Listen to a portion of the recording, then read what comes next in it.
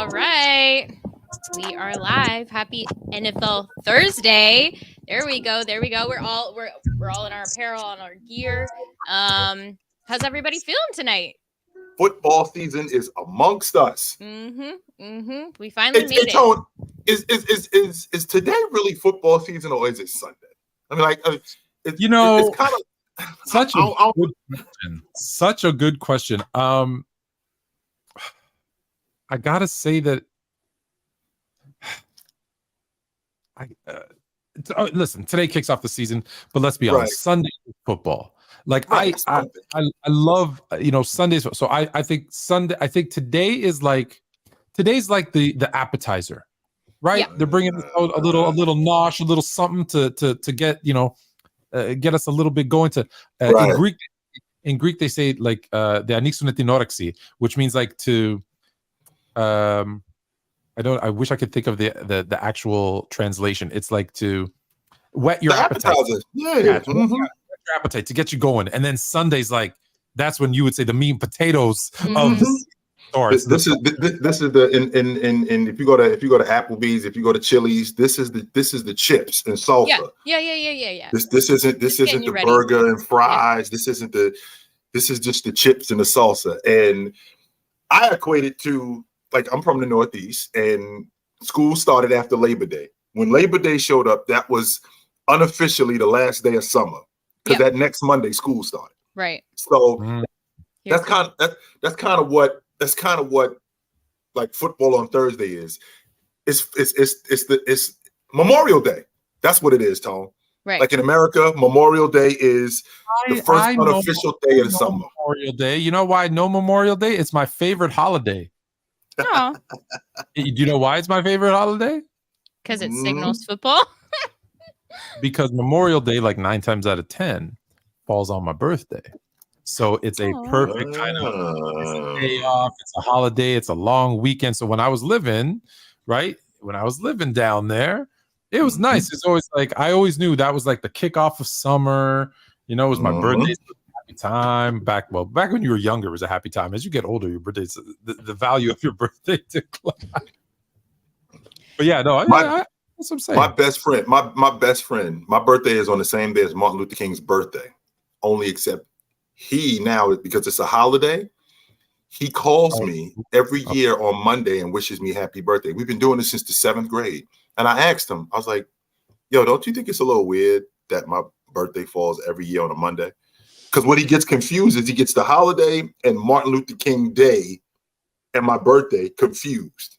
And we've been doing this since the 7th grade. It's ridiculous. Yeah, it's wild. Shout out to Double P. Thank you for the super chat. Got my eyes on the game and ears on the show, and that's kind of what we're all doing today. We're gonna talk Who's gonna be giving updates? Who's gonna be giving? Are you gonna give updates? I'll be giving updates. Yep. Chiefs just tied it up 7-7 right now. It's going crazy. Obviously, you guys probably heard Travis Kelce isn't playing. So there's some big pieces missing right now. Yeah, but we're gonna do some NBA, but really quick before we get into that, of course, we're gonna have a bunch of you guys on later as well. Predictions for this game. Did you guys see an upset incoming, or did you kind of think the Super Bowl champs were gonna take it tonight? Since I did this yesterday, I'll just repeat what I said yesterday on PC Gridiron Wednesdays at 9 p.m. right here on Player's Choice. I said Kansas City is on upset alert. I am picking Detroit to win this game. I think they're coming in with something to prove. I think that they want to show that they're one of the teams that could take over for Green Bay as the NFC North, as the best team in the NFC North. And that being said, the Chiefs, we kind of messed around with, do the Chiefs start off slow? And it was kind of 50-50 if they do or they don't. But typically, Super Bowl winning teams, there's that bit of a Super Bowl hangover, so they come out a little bit slower. They're missing Kelce. They're missing Jones, right? So their best defensive player, their second best offensive player. They're also gone through a little bit of change again, even though the offensive line is strong, on what they're going to do, right? They lose Juju. Not that Juju was a big thing, but they lose a couple of guys, right? So they're going to have to work their way into kind of who this team is going to be. They're still my favorites to come out of the AFC, Right. but I think this is the opportunity where a team could come in like Detroit and it's a Thursday, first week of the season. They could sneak one out, and that's what I think is going to happen. And when the last time? Because I don't even know. Are they up still 7-0 right now? I was setting up 7-7 right. It's 7-7 right now. Tone, when's the last time Detroit was on a nationally televised game? Ooh, I have no idea. I'm talking like Monday Night Football. Like, how often is Detroit on Monday Night Football? How often are they on Sunday Night Football? They get Thanksgiving, but they get the first game when you're still like cooking the turkey and you're not watching. Yeah. So you figure they opening up the season this year against the defending Super Bowl champs. Who is this a bigger deal for? The defending Super Bowl champs or them? Oh, 100%. It's a bigger deal for them. Absolutely. 100%. And again, Kansas City is under the gun. We don't have our best tight end, right? We don't have our best defensive player. Because we don't have that, Detroit is basically on full tilt. And they have something to prove. I think they won 8 of their last 10 games last year after starting 1-6. And they were this team coming into the season that everybody is saying Detroit could very well win the NFC North. So they have more to prove than anybody, not just to Kansas City, but to anybody, because it's been futility in Detroit over the last decade. I mean, they had an 0-16 season, Tone, in the last decade. So with that being said, this is a team that has way more to prove than any other team, especially on the national stage. So if I had to pick between these two, I think Detroit handles them today. Jay, who do you think is... Whoa. Handles them? I think they handle them. Mm-hmm. Wow. I do. I think they handle them. I can see a 24-14 game. I can see that. Okay. Mm-hmm. Wow. I can see that. Because again, this is a bigger statement for Detroit, Tone, than it is for Kansas City. Much bigger. Patrick Mahomes looking at this game. Don't get me wrong; they're trying to win every game. But number one, it's not a division game. Number two, we're already thin in terms of our manpower. And on top of that, it's not even a conference game. So not only is it not a division game, it's not a conference game. So I don't think this is going to affect them. I don't think this is going to affect them at all. Jay, who is the NBA equivalent of Patrick Mahomes and Travis Kelce? Who is the NBA equivalent to Shaq and Kobe? I was going to say Steph and Clay, but I almost think that Travis Kelce has a bigger role than Clay did. I don't know. Maybe in their height, not really. Who do you think? I think that a good. I think they couldn't do it without each other. Clay's a good one. I immediately thought of the wrong one because they don't win titles, but I was like Stockton and Malone because the one guy passing to another big dude, right? Mm-hmm. Maybe Magic and Kareem. Maybe Magic and Kareem, because you have a flashy guy who gets the ball to his, reliable person in many different ways, right? And they win. So maybe it's Magic and Kareem. Would it be Magic and Kareem, Tone? Considering, Kobe didn't pass it very often to Shaq. I'm thinking about how dynamic they were. I know. That's what I'm thinking about. But I'm thinking about Jabbar and Magic. I mean, Jabbar did show up a little late. Patrick Mahomes and Travis Kelce, they're around the same age. It's not Kelce was there, right? Kelce was there. So I think he was there. Yeah, I think he was there a year, maybe 2 years before. And he didn't win until Patrick got there. And once Patrick got there, the ring started. Then it started to work. Then it did start to work. So, yep. So Lions struggling. They had a little fumble right there, so that's unfortunate. Lions. That was twice. Oh yeah, two. Yeah, that was twice. Yeah, hate to see that. But what was I gonna? Oh, did you guys see that clip floating around on Twitter of Wilt Chamberlain blocking Kareem's shot? Did you guys see that? Oh man! And by the way, that was Chamberlain in that was in 1972. Yeah, that was Chamberlain. That was he retired the next. 2 years later he was out the game. No, I'm sorry, the next year he was out the game. That was 30. He was 34 at that time. He was still awesome. Yeah. And for the record, Tone, Jabbar went almost 35 and 20 in that series. So I just want to put that on your mind. I forget. You know what? I forget sometimes that their paths crossed. Crossed. One more time, Tom. How you say God bless you in Greek? I have no idea. Not today.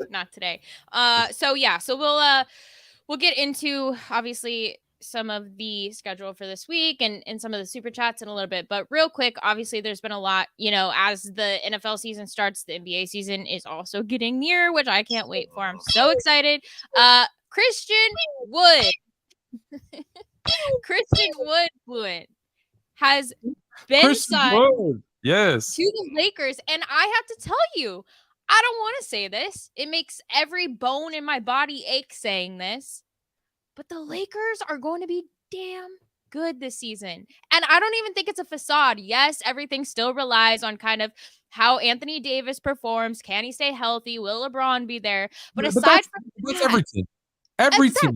Every team has to stay healthy. Yeah, absolutely. And you're absolutely right. Mm-hmm. And I was trying to say this, I did a guest appearance on the panel on Monday for Labor Day. And this topic came up. This was before the Christian Wood signing. And I said, I don't know why people are down on the Lakers. They have a team that made it to the Western Conference Finals. They got smoked. They got swept, granted. But they made it to the Western Conference Finals with a team that was really put together at the trade deadline. So a team that didn't have time to gel, didn't have time to get to know each other, didn't have time to go through training camp, didn't have time to do any of that stuff. And they were the number one ranked defensive team. They put it together. They made it to the Western Conference Finals, beating teams that everybody was picking against them every single round. And then, listen, Denver just outmatched them. Well, what has happened to the Lakers since then? Well, they've added another big in Jackson Hayes. They've added a couple of other pieces. Laker guy. Gabe Vincent. Gabe Vincent. They re-signed a couple of guys Austin Reeves. They were going to let go D'Lo, who they said were going to let go. Look, none of those guys are world beaters on their own. But I keep saying this. You build a team with your 2 star/superstar players. And then the most important part of any championship team is all the other guys that people didn't want, don't think of, say, well, they're not a star, so they don't matter. But let's be honest, when you think of the Heat making it to the finals last year, who really got them there? It was Gabe Vincent. It was those bench guys that we were like undrafted guys, and we kept praising them. When you look at Denver, of course, it starts with Jokic and Murray. But if it wasn't Aaron Gordon playing out of his mind defense, Bruce Brown playing phenomenal defense, and those guys doing what they do, those are the pieces. So when you look at the Lakers, of course, I'm going to say it again, health is going to be what matters. Right. But if LeBron does what LeBron does, and AD does what AD does, and they are smart about what they do, they've got shooting, they've got defense, and what did they do? They went and added another scoring big who can give AD a break, and you're not worried about, well, where the points going to come from when AD's on the bench? Well, what he can do is score, right? The one thing he can do is score. So you're not, heck, you want to go big, you can play them together. I don't know that that's going to happen very often. So there's a lot of flexibility. So yes, as a Laker fan, even as a non-Laker fan, to say that they suck, like there's certain people, Ox, who are like, they're the 5th best team in their division. No, that's just haterade coming out. Like, if you were the second best team last year, if you're the second best team last year and you got better, did any other team, with the exception of Phoenix, get significantly more talented? No. In fact, most of them kind of took a little step down, like Denver losing Brown and they a little, not horrible, but a little. And then when you win, what's the hardest thing to do? It's to win again. There's a reason Dynasty Spurs never went back to back. Never. Every season, 50 plus wins, never went back to back. There's a reason why Miami, the Warriors, and teams go back to back, the Pistons, and never go three-peat. Because the more you win, the harder it is to win again. So it got hard. You got a target on your back too. Is Nikola Jokic, who thinks this is just a job and I want to be with my horses, right? Is he going to come out as motivated? I hope so. But if he doesn't, even if he's a little bit less, well, that opens the door for the rest of the teams in the West to move up a bit. So if they're moving up and they're even staying the same, why wouldn't they be in a better situation than we were last year? I think it's crazy to think that they don't have a shot. Of course they have a shot. Sure. Okay. Tone, you know where I'm at when teams get swept out of the playoffs. You know how I feel about that. They didn't deserve to be there, which is fine. They didn't deserve to be in the Western Conference final, but they deserve to be in the round before. Right, absolutely. And to see the Lakers, even though the games were competitive, get swept out of the playoffs. If Tone knows this, because I've said this to him a million times, when you get swept out the playoffs, I don't care what round it is. You're not close to winning. Now, what we're going to have is we're going to have a team coming back this year that had to do some retooling. Guys got to get in better shape. The offense has to be retooled. Guys got to play better in the playoffs. So having a guy like Gabe Vincent with championship level experience, bringing him off the bench, replacing Dennis Schroeder, I think that's going to help them. Rui now having a season under his belt. I got to pause you there. When you say replacing Dennis Schroeder, did you see how he almost shot Germany out of that game? He did shoot them out of the game, Tone. The problem with Germany, the problem with the crew that they was playing, they couldn't make shots neither. 4 of 26, and he kept shooting. I'm just jacking these up. They're eventually going in. The only reason why that coach and the players were congratulating him or being supportive to him is because they won. Had they lost, Tone, it would have been a fight in the locker room. 100% it would have been. 100%. But with that being said, with this unit having the kind of pieces that they have, this team is going to go as far as Anthony Davis takes them. James, the days of him throwing teams on his back and taking you to the NBA championship and winning it are over. Physically, he just can't do that anymore. So those other guys, Rui Hachimura, Anthony Davis, Gabe Vincent, D'Angelo Russell, Austin Reeves, these guys got to play an integral role. I think that Darvin Ham's going to be a better coach this year. I do think that he's going to get better player management this year. The difference here, Tone, is I can't say it enough, Anthony Davis. And the thing that I'm worried about, because they won the NBA championship, for people to say they can't win it with Anthony Davis as the man, I'm not sure that they can, Tone. And the reason why I'm not sure that they can is because I'm thinking about what you do. A guy that's the man on an NBA championship team, he carries himself a little bit differently. He walks a little bit differently. Don't get me wrong. You got guys that could take you to the playoffs, that can make deep runs in the playoffs. But that guy that's winning the NBA championship as the man, he carries himself a little bit different. He's got a certain dog about him.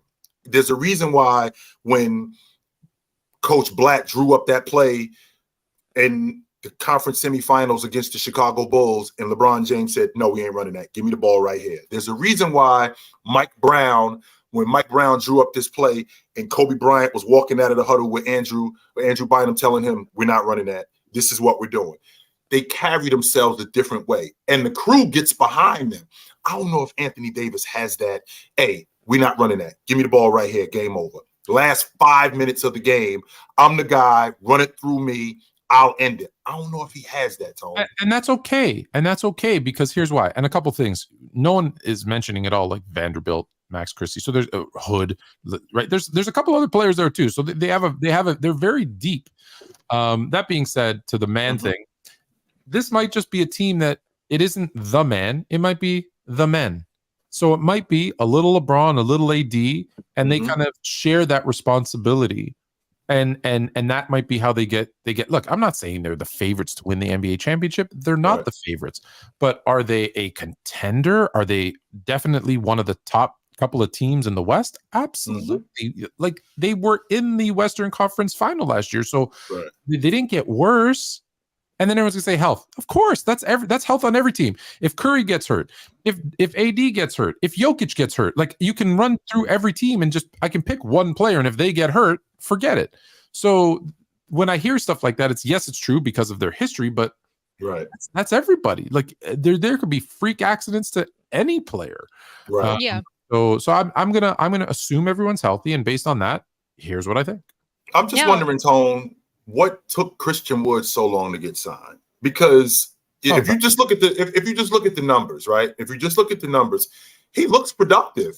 17-8, 18-9. He looks like he could be productive, especially on a team that's trying to make the playoffs or make a deep run in the playoffs. I think he could be good for this crew.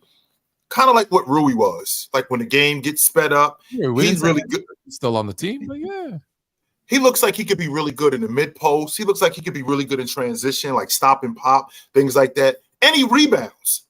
Now the question is what kind of guy is he going to be in the rotation? Is he going to be the first guy off the bench? Is he going to be the second? What kind of minutes is he going to get? And what's his role going to be? Because he's not very good defensively. And because he's not very good defensively, they're going to have to rely on him to just be is he going to be a bucket getter in this offense? Is he going to be a guy that they just rely on, kind of like what Lemon Pepper Lou was, right? Kind of like what Jamal Crawford was when he came off the bench. This dude is just going to give us buckets, and whatever we get after that is just extra. Is he going to be that guy?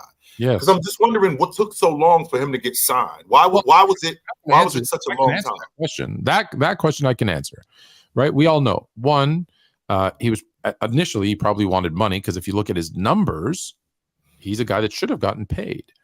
But when you look at, he's always been on a losing team. He's put up numbers on losing teams, and that's deceiving. Putting up big numbers. I remember, I don't know if you remember this point guard, Mike James, was putting up like 20 points a game. I want to say he was playing alongside Chris Bosh in Toronto.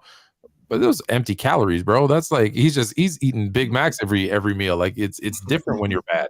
And so there's that. And look, he has whether this is true or not, he has a reputation for not being a good locker room guy. And I know that's very subjective and we throw that stuff around, but people say, hey, he's a guy who puts up points, has a bad attitude, and wanted to get paid. So look, now he didn't get paid. Did that humble him? He's going to a team that has one of the greatest players of all, some people would say the greatest player of all time on it. He's going to a franchise that has, a long history of greatness. So will that put him in a position to be like, okay, what is my role? Because we've seen a guy like Dwight Howard go in the second time and be like, hey, they need me to play defense or rebound. Cool, that's what I'm gonna do. We've seen a guy like Wilt go into LA and play his role. You know what I mean? Like we've seen people go to LA and we've seen people, it's like in football, like we see people go to the Patriots and do the Patriots way. So if he can be that guy that says, hey, this is my opportunity to do two things. Be on a championship contender, which he's never been on. Not one time. Show people that I can play on a winning team, because guess what happens if he can do that? If he can check his attitude and play on a winning team and I mean contribute on a winning team, then he will get paid. Then someone will throw a bag at him. So it's does he have the mental fortitude to be like, oh, this is my way of getting paid? Because if he goes in and says, hey, you're the bench scorer, what we're going to want you to do is when you come in off the bench, we don't want to go, if we're up 12, we don't want to be up 4 when you get out. Like we're up 12, we want to be up 12, we want to be up 18. Your job is to get buckets. He goes in and does that, gets buckets, he's going to get a bag and good for him. But is he smart enough to know that? Right. And it depends on with your attitude. A lot of teams will tolerate nonsense if there's production with it. The guy that I always go to is Rasheed Wallace. The guy that I always go to is Rasheed Wallace. Rasheed Wallace led the league in techs for years. Draymond Green leads the league in techs, right? He's a disruptor. Dennis Rodman, he was a disruptor. But the stuff that he brought to the table, the stuff that these guys brought to the table overshadowed the nonsense. Is Christian Wood good enough to have a bad attitude? No. Well, No. probably not. No. And that's why it took so long to get him signed. That's probably why there weren't the suitors that he thought that they were going to be. Now, I think he's in a great situation with the Los Angeles Lakers. I think this is a situation where this could go either two ways. One way, if he falls in line and he's productive, like you said, Tone, he gets paid. If he doesn't and he's not playing well, he might be out the league in a while. But and I'll say this, and he's not on this person's level, but just to add another name, because I'm going to keep bringing it back to football being the NFL. I believe it's still 7-7 NFL Week 1 first game. Gronk was in the Patriots system, and Gronk was wilding out. But Bill Belichick put up with a lot of stuff he probably wouldn't have put up with other dudes because, well, it was Gronk, and you saw what he did on the field. So I'm going to give him a pass. So, chat, I want you guys to drop, I guess, your prediction for how far you guys think the Lakers are going to get next season, whether you think that's surpassing where they got, in the Western Conference or making the Western Conference finals, but getting swept. Do you think they'll make it to the finals or not even through the first round? Let us know. And just for the record, this is as of right now, this is the odds for who they think is going to win the championship next season. Of course, starting off with, I'll read the top 8. Denver, of course, is leading. Second, they have Boston. Third, Phoenix. Fourth, Milwaukee. Fifth, Miami, which is kind of interesting. Well, there are Sixth, some games coming. I think, yeah, I guess we're all in limbo there. 6th is Golden State. 7th is LA, and this is with all the changes. And then 8th is Philly. So I'm curious why LA is so low. I guess all the other teams are kind of proven and have gelled a little bit more. This is, like you said, like, I don't like the Lakers. I like this new team, though. That's why I think I'm coming around to it. And with Christian Wood, with Vincent, with Rui, Austin, like, the thing I see about them, and the thing I think we often see from teams that kind of come out of nowhere, teams you might not typically expect to win. Like, when you look at the Milwaukee Bucks, you're like, yeah, that unit is strong defensively, offensively. They got Giannis, for crying out loud. But with the Lakers, I think it's interesting because you have those hustle work guys. You have those guys that are willing to literally go out of their way to work hard, like Austin Reeves, like Rui, and so that's what I see that could maybe be the thing that pushes them over the edge, despite having an older LeBron and an Anthony Davis who he's not typically a vocal leader. And that's interesting. Like, who's going to take that kind of leadership role for them? Well, you said you asked a question about why are they so low, and the answer is actually pretty easy. It's because their best player is pushing 40, and their most important player, right, has a nickname of day to day. And so no one trusts them because they both are going to have to play like 65 games and, hitting their stride come playoff time. Like, there's a lot of question marks there. So can we just pause real quick? Because I've 2 things. One, who y'all, I feel like it's the red carpet. Who y'all wearing? Who you wearing? Jay? Niners, baby. I know it's the Niners, but who? Oh, this is Vernon Davis. Vernon Davis. Chat new. And I'm not wearing one, just a jersey. Just a baseball jersey. 49ers jersey, and I got Urlacher. Vernon Davis, my guy. Second best tight end in 49er history. I was gonna wear my Dicka jersey, but I had to, or no. My Dicka, I have a Dicka and a Buckus, but I have to take them out of frames. It's a lot of work, so I that's a vibe. I like it. I just throw out Brian. I actually, and then I have a favor. Yes. That I need from the 2 of you and from everybody in the chat. As you know, my socials, I think they're right there at sport_fluent. So on my socials, whether it's Twitter, do we still call it Twitter? Is it X? I do. I call it Twitter. I do too. Twitter, IG, TikTok. That is my everywhere. It's at sports_fluent. But on all of those is a Linktree account. And if you click on Linktree, there's links to the stuff.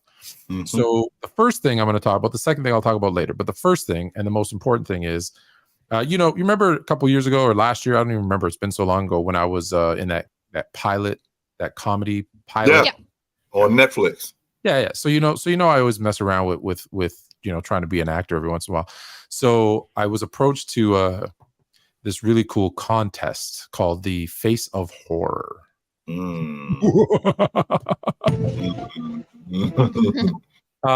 so I'm in the I made it to the final. It's the top 30, but I need some I need some votes. So if you go to my Linktree, you will see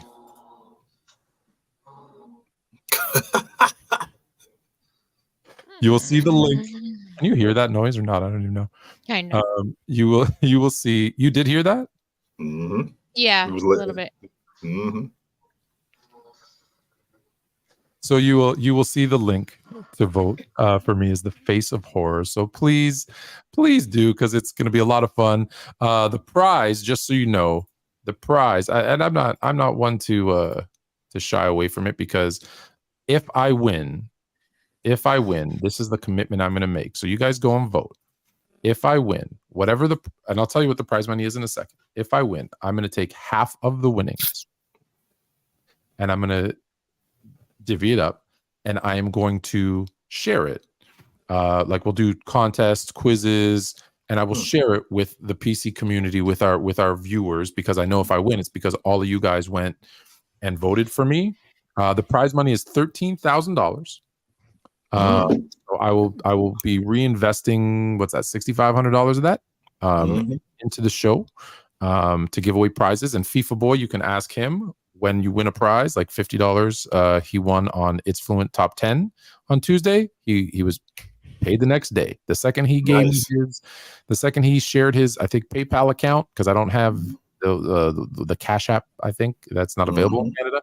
The second he gave it to me, boom, he got it in US funds, by the way, even though that meant a lot more in Canadian FIFA. Don't forget that. So when I say we're going to give prizes, we're going to do it, I'm talking big prize. I'm not talking $50. I'm talking about significant money if I win, because the coolest part of this contest isn't the money, although that's $13,000. That's not cheap, right, whatever. But the biggest part is I get to go. They fly me to LA, and I do a photo shoot, full makeup, full whatever, with the guy who played. Do you know Jason Voorhees? Friday the 13th, the guy in the hockey mask. With the guy who played Jason Voorhees, we do like a full video shoot and this cool like horror kind of stuff. And I don't know if you guys know this, I'm like really into like horror movies and getting the holy hajibis scared out of me. So for the record, I hate horror movies. I just want to put it out. Really? I hate horror movies. Yeah. Absolutely. You can't get me to sit through a horror. My aunt took me to go see American Werewolf in London when I was a kid, and I was convinced a werewolf was going to tear me up. I never saw him. I would not do it, Tom. You can never watch Thriller. You can never. Saw. Yeah, no. I'm not a horror flick fan. I've seen them all. Friday the 13th, Nightmare on Elm Street. They're just usually so predictable. That's why they're like kind of cringy. But Halloween. Anyone you can imagine, I've watched it. I've loved it. I go to, they have like this whole horror thing. There's the only castle in North America. I don't know if you guys know this little trivia. I like to drop knowledge. The only actual castle in North America is here in Toronto. It's called Castle Loma. And every year they do like a Legends of Horror. And so you walk through their basement and tunnel systems, which is already scary as it is, with stuff jumping out at you and like all this crazy stuff. And I'm just like, yeah, I'm in, let's do it. There's this farm up north of where I live that does like a full, they've got a little kid standing there in a raincoat with a red balloon, and then Pennywise the clown runs out after him. Right? No. People jumping out at you at the corn maze. So even that thing in the background, I don't know if you saw it in the video I showed, was me walking through this kind of that Castle Loma thing where there's just like every nook and cranny, there's someone jumping out at you, or it's just guys, make sure to. For me, it's a big deal. So make sure you go check that out. Everyone go after the show and try to do that.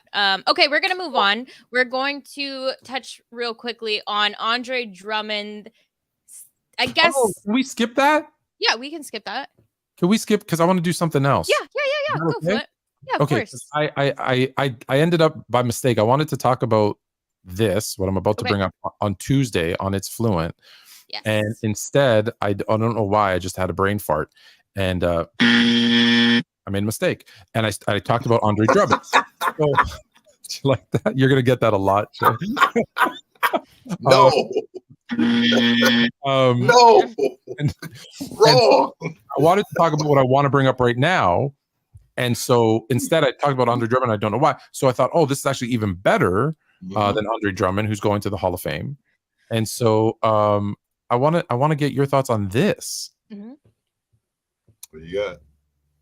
So Jason Terry said he would average 35 plus in today's NBA. Nobody plays defense, and everybody just shooting threes. There's no mid-range, no post work. Just come down and jack it up. Look at these old guys just coming out and saying whatever. Like now that they there's nothing to prove. It's like, now before you comment, I want to show you one little piece of information that you might not know for a little bit of context. Because we like context on this show. So this is how the game has changed. So that the top one is the 1999-2000 season. I don't know if you can see it actually. Let me see if I can adjust it so you can see. It's the 1999. There, you can see my cursor. It's the 1999 to 2000 season. Maybe I can make it bigger and move it up. There we go. Oh yeah, there we go. And the bottom one is the 22-23 season. As you can see, oh, it's like a telestrator. This is awesome. In that season, which, hey, part of the mid-range was already starting to go in 99 2000, but you can see there's a lot of stuff out here on the wings, out here in the mid-range. Let me see if I can scroll up. There we go. Right, the three-pointer is being utilized, but not crazy. But a lot of the scoring is down in here and in the mid-range. 22-23. This is the shot chart. Like, there is absolutely no mid-range, nothing here on the wings. Long ball, you at the goal. Threes. Dunks, layup, threes. So I'm just putting that out there. I'm going to put that out there now. Feel free. Go ahead. You can. Now, is he crazy? Well, first of all, it's stuff like this. There's the reason why guys like Dub roast old heads. It's because of stuff like this. That's why he talk about us like this, because a lot of this stuff is just, first of all, you know how hard it is to average to score 35 in an NBA game. Just to do it one time. For this dude to say he would, on a Tuesday, I'm 35. That is nuts. Yeah. Come on, man. You are absolutely nuts to say that on a Tuesday, I'm 35. This is the same dude who never averaged 20 one time in his career. Not once. And now he's going to tell us that he would average 35 in today's game because all dudes do is shoot the long ball. Like he had a money long ball. No, you didn't. You did not have a money long ball. He could score the basketball. He was a rotation guy, and he started a lot in his career. But with that being said, a guy like Jason Terry, who was a good player, I mean, to average 35 a game, so you telling us that you would be as good as Luka. You would be Giannis good. And let's in today's game. Clear. That's what you telling us. His career, 13 points per game. He shot about 4 threes a game at 38%. Right. He shot 4 threes a game at 38%, which isn't terrible. It's not terrible, Tone. It's not. No, but for him to average 35 a game, he'd have to shoot 40. If he's averaging 4 threes a game, at minimum, that's got to triple. That's got to triple, Tone. So he's got to at least be shooting 12 on average. Excuse me. He's got to at least be shooting 12 on average. And a guy like him, again, just to score 25 in an NBA game is hard. To average 35 a night, this is the stuff, Tone, that why people like younger dudes, when they hear older heads talk, they think we all think like this, man. And there's no way that Jason Terry is averaging 35 a game in today's game. There's no way that that's happening. You're not.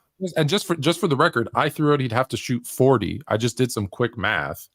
For him to hit that 11, 12 a game that he would need, because he's saying he's just jacking up threes, so he'd have to hit around 11 at 40%, so he'd have to move it up. 35 threes a game at 40% is 14. So he'd have to shoot 32 at 40% is 12. There you go. There's just 36. And there was some stuff on that chart that you shoot, that chart that you showed us, Tone. There was some stuff in the mid post. There was some stuff in that area. It creeped up the foul line, but but anything in the 17 to 19 foot line, anything from 14 to 18 feet, nobody is shooting that. Now the difference is how effective are you going to be playing in the mid range? Because a guy like you, as good as Jason Terry was, because Jason Terry wasn't that bad in the mid range. He did have a pretty good mid range game, but eventually the rap is going to be out on you. Like, yo, this dude shoots the basketball at a high rate. He's a high volume shooter. Is he Jordan Poole good? Like in today's game, is he Jordan Poole good? Is he Donovan Mitchell good? Because I don't think he's better than Devin Booker. I don't even think that we have this conversation about him being as good as Devin Booker. Who averaged 13 a game is going to average 35. What's a guy who's averaging 30 doing? Like he's dropping 70 like that. Right. Listen, and that's the problem. One thing he said was true. Hey, guys are just shooting a bunch of threes, and it's threes and layups that or dunks that has become a way of playing. It's also let's be honest, it's also an efficient way of playing, right? Threes are more efficient. Dunks are a higher percentage. So yeah, if you can shoot a three and get a dunk, well, yeah, duh. That's the best odds of scoring points and having a high percentage. So what he said there, and the shot chart proves it, is factual. But ain't no way a guy who averaged 13 in any era is gonna average 35 in any other era. Like, I don't care who you are. It's the math ain't mathing. I think Tracy McGrady, that year he played with Vince, I think he averaged like 17 or 18, something like that. And that 17 went to like 30.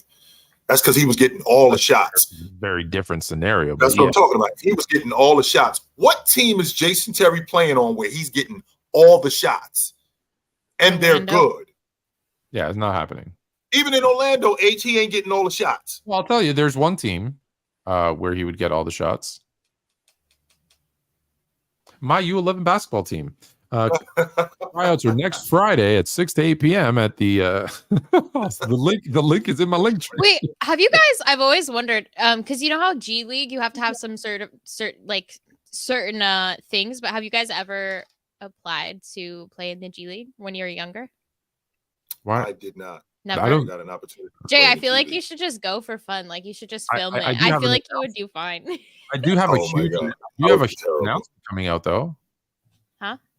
Do you want me to give you a sneak preview? Because most people are watching football and there's only 100 people here. What do we have? I have a huge announcement coming out. I have a press conference in 2 weeks. So I tell you, or should I save it? You got to tell us. Let us know now. It's too late. You already opened up the door, Tom. You got to tell us now. What's it for? Is it for sports? Oh, yeah, it's for sports. What is it? It's huge. I can't tell you. No. Drum roll, please. I'll tell you off air. Okay. There's a huge press conference coming in 2 weeks, so I'll tell you off it. But I'll tell you. Okay. I'll tell you. Sorry, chat. You guys aren't privy to this. It's coming. It's None coming. of your little teaser. Talk to you about this. We can't. It's my new favorite soundboard sound. Oh man. All right. So yeah, I just kind of wonder, I guess, Jay, what? No. That one we're gonna have to time out. I'm gonna put that one in a timeout. Yeah. Hey, I'm not a soundboard fan, Fluent, so you gotta go live. You're gonna hate when we do like if there's something like suspicious. I like that one. I like that one. Oh, there's a few I do like. Like when you play Cup Set or Rose, but you always do it at the wrong time. I got rid of that one. Yeah, so everybody's watching football. Only 100 of you guys are here, but yeah, I did want to ask, so kind of like piggybacking off the Jason Terry thing, and both of you guys probably have a better understanding. But what do you think that generation views the league as? Like, I hear so many guys coming out making these outrageous claims of, oh, I could go take Braun one-on-one easily. Somebody else came out and said that today, and that's constantly something they say, even against Jordan. But do you think they look at the league now, and how do you think they view defense? Because I know defense has obviously, it's not what it once was, and I think we're in a highly offensive, era right now, and that's fine. But do you think that they look at the defense, and that's kind of the biggest reason why they think offensively they would do so well, or do you think they look at the players themselves and the stars themselves, and they don't see, the league as star-studded as it was when they were playing? How do you think? Why do you think they can just come out and claim this kind of thing? Because they're competitors, and as competitors, more than anything, you measure yourself against everybody. This is why it makes me nuts, H, when I hear people say you can't compare errors. There's a reason why you can compare errors, because they do it. Yeah. I'm 100% confident that Elgin Baylor, as much as he thinks that Dominique Wilkins was awesome when he's sitting around with his buddies, there were a bunch of people saying, yo, Dominique Wilkins is good. I'm sure Elgin Baylor said to himself, he ain't better than me.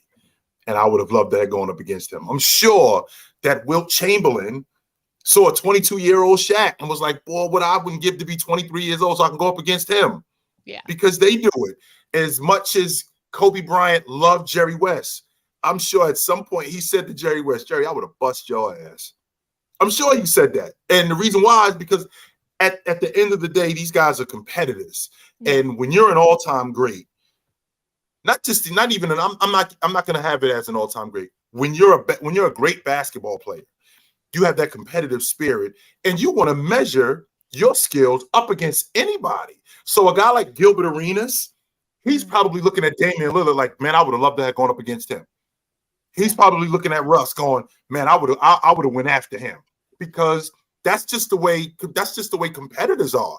Do I think Gilbert Arenas would be awesome today? Yeah, I think he would be doing this. Well, he had a 5-year stretch, I think, where he was like 25-5.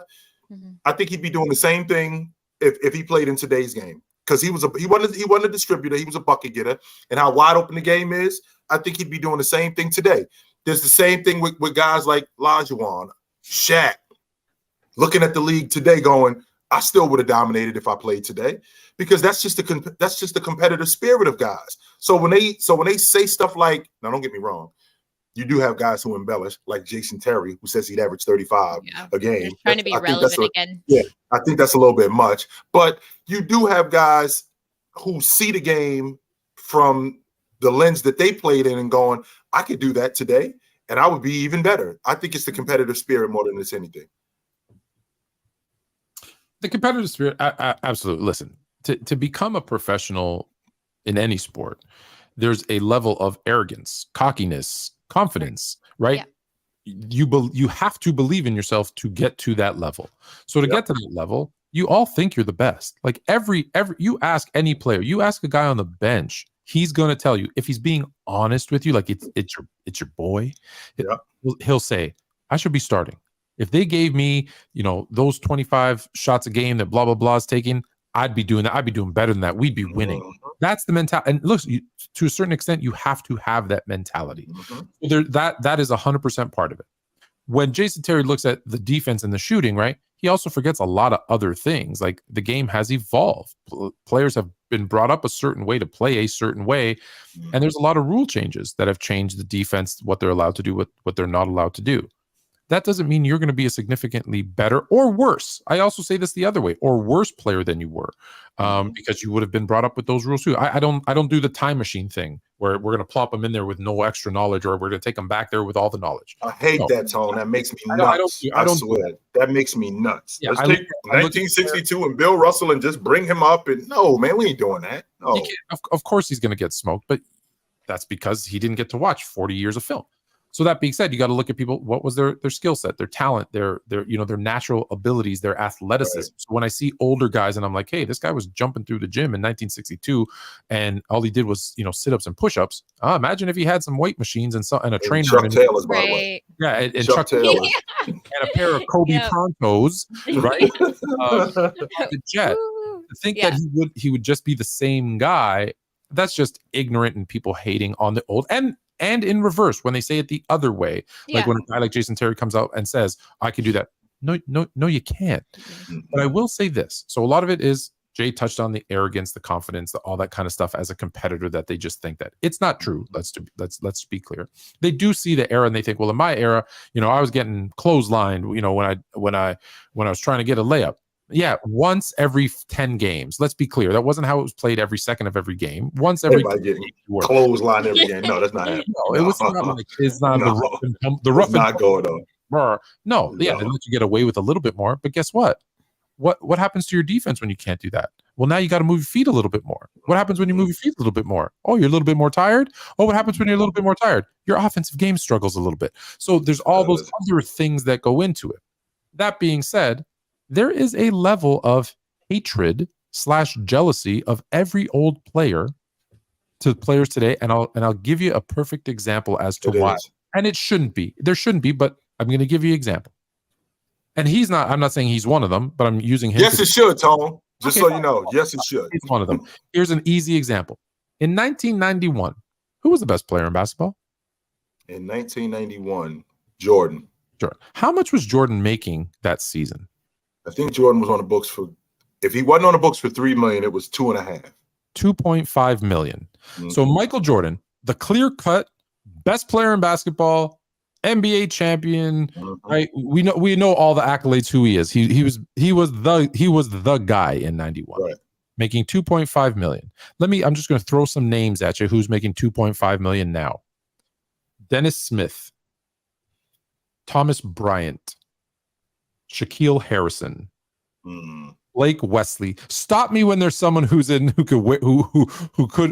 at best is wearing Jordans. I think 2.5 tone. I think that's the vet minimum now. There's a few guys making less, but not that much.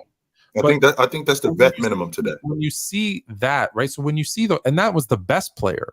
So imagine what the not best player. And now, granted, in '91 he was probably the 9th, 7th highest paid. He wasn't even in the top 5, which whatever.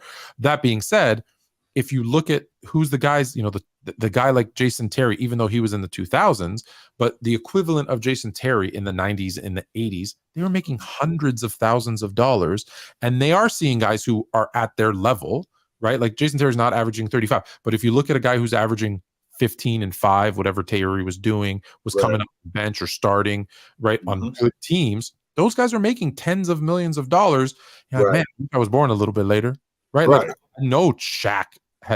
I know Barkley. I know Magic.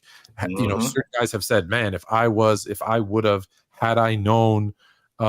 So I kind of, to a certain level, there's that maybe they don't even realize, because I'll tell you this: when I first got injured, and you probably felt this way too a little bit, Jay, I couldn't watch college basketball for a little bit. Couldn't watch it because I was like, those are things I could. I see people. Those are things I could have done. Right. So I'm trying to empathize with an NBA player looking and say, man, I was making $500,000 a year. I'm seeing a guy who is the equivalent of what I could do, and they're making 15 million. Those 25 million. Like Magic looking at Russell Westbrook, Magic looking at Damian Lillard going, I made $35 million in my career with the Lakers. This dude making $35 million in a season. So what would the going rate be for me if I played today? If I was 22 years old today, what would be the going rate on me? How much? That's why that level of jealousy tone, it's warranted, because and like I said, sometimes it's subconscious. You don't even realize why you're doing it. But yeah, that's why. It's just a part of who they are, because again, that competitive spirit jumps in. And then on top of that, I'm looking at what these dudes do, and I do the same thing, if not better. Because again, don't think for 1 second that these dudes don't look at these other dudes going, yo, I'll bust his ass. Yeah. That's why we have the league MVP. That's why we have the defensive player of the year. That's why we have the 6th man of the year, because these guys care about this stuff, and they care about getting paid too. So when they see a guy getting paid like that, especially older guys, yes, it definitely rubs them the wrong way. Yeah, 100%. So I just asked the chat this, drop 5 players, or you guys just tell me, are there 5 players before 2010 that you guys think would translate into today's era, or that, and it doesn't have to be the best skilled, most skilled, or whatever. You could just say 5 players you would have loved to see play alongside LeBron, Curry, KD.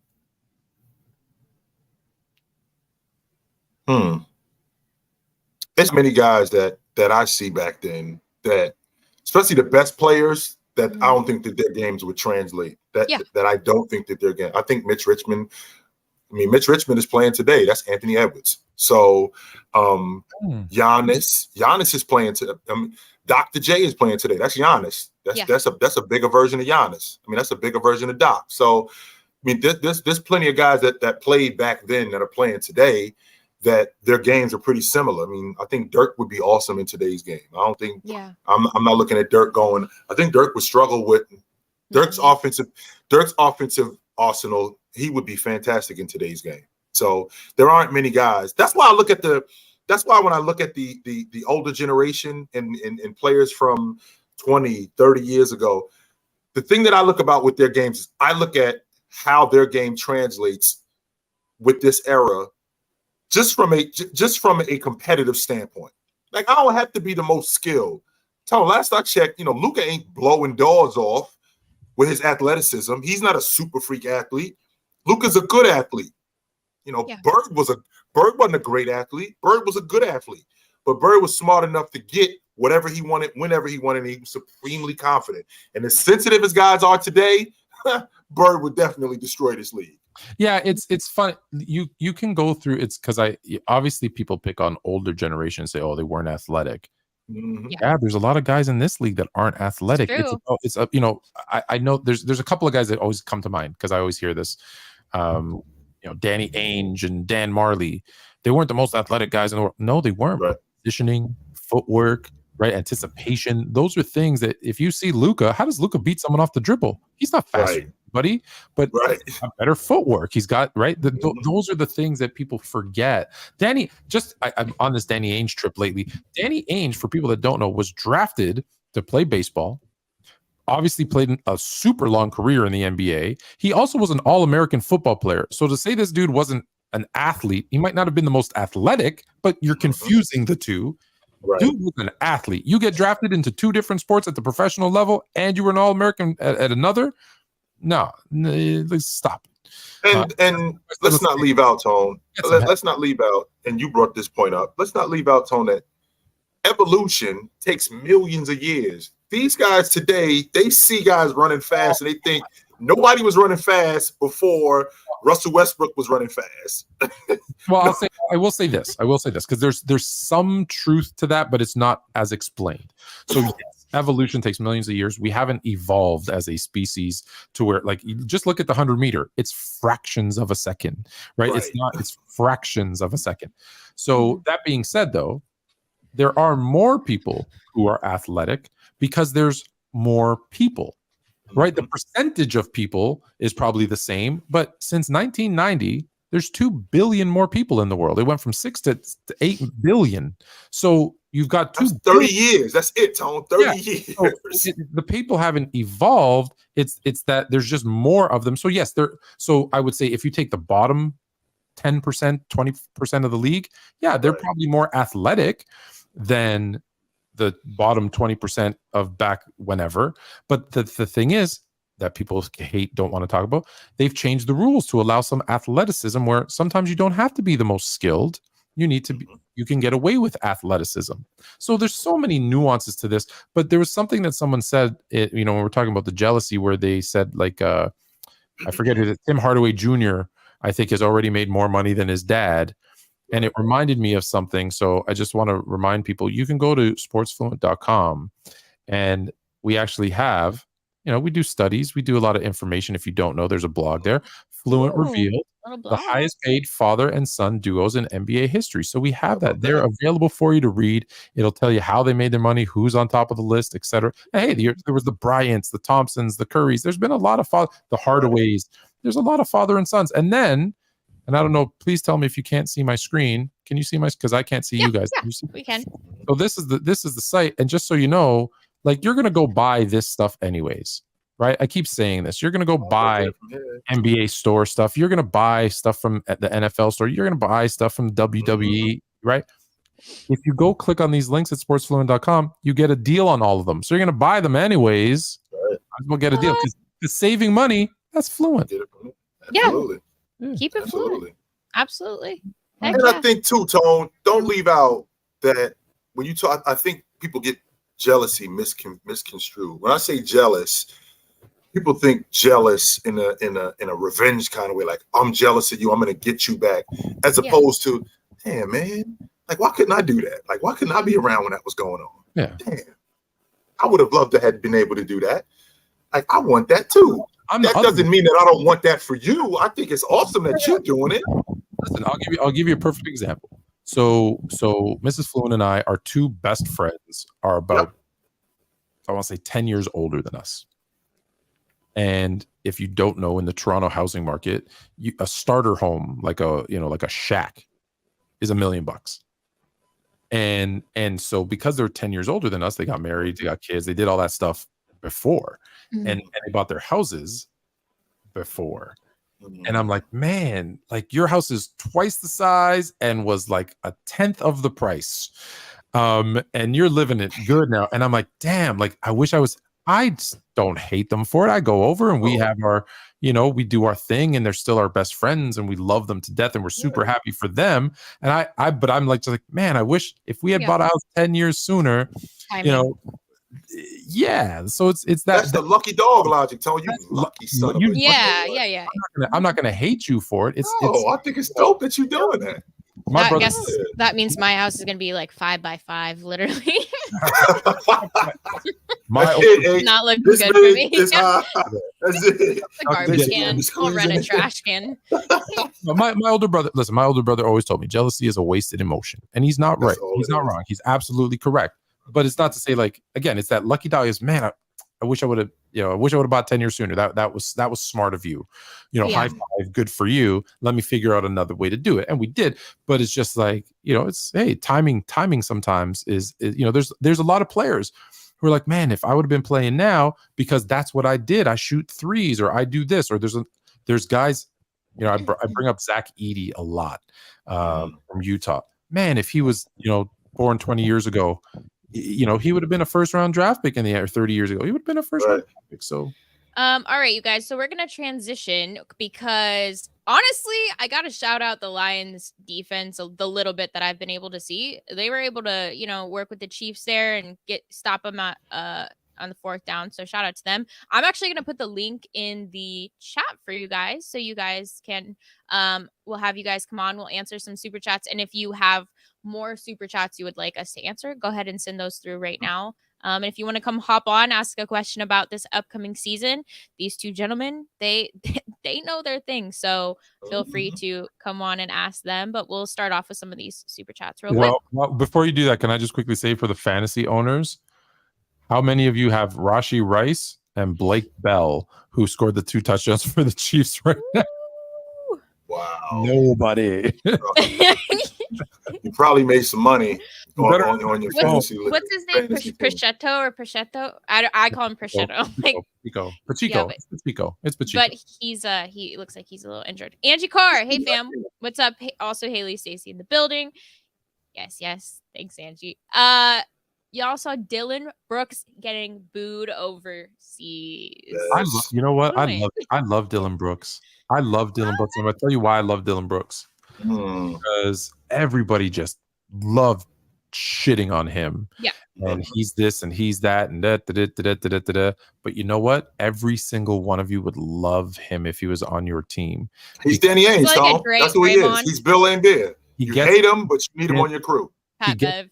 Look what he did to Luka. Luka is a significantly better player than him. But he was like, look, he tried it with LeBron and failed. Let's put that out there. And that's why people hate him. Yeah. But 7 times out of 10, he's gonna pick on guys that are like Luka, who admittedly is like, he got to me. I'm not gonna blame him. What he did worked. He did a who did Dr. J? Oh yeah, he did a Larry Bird. He got Dr. J to punch him, right? Like, I know you still don't know why he did that.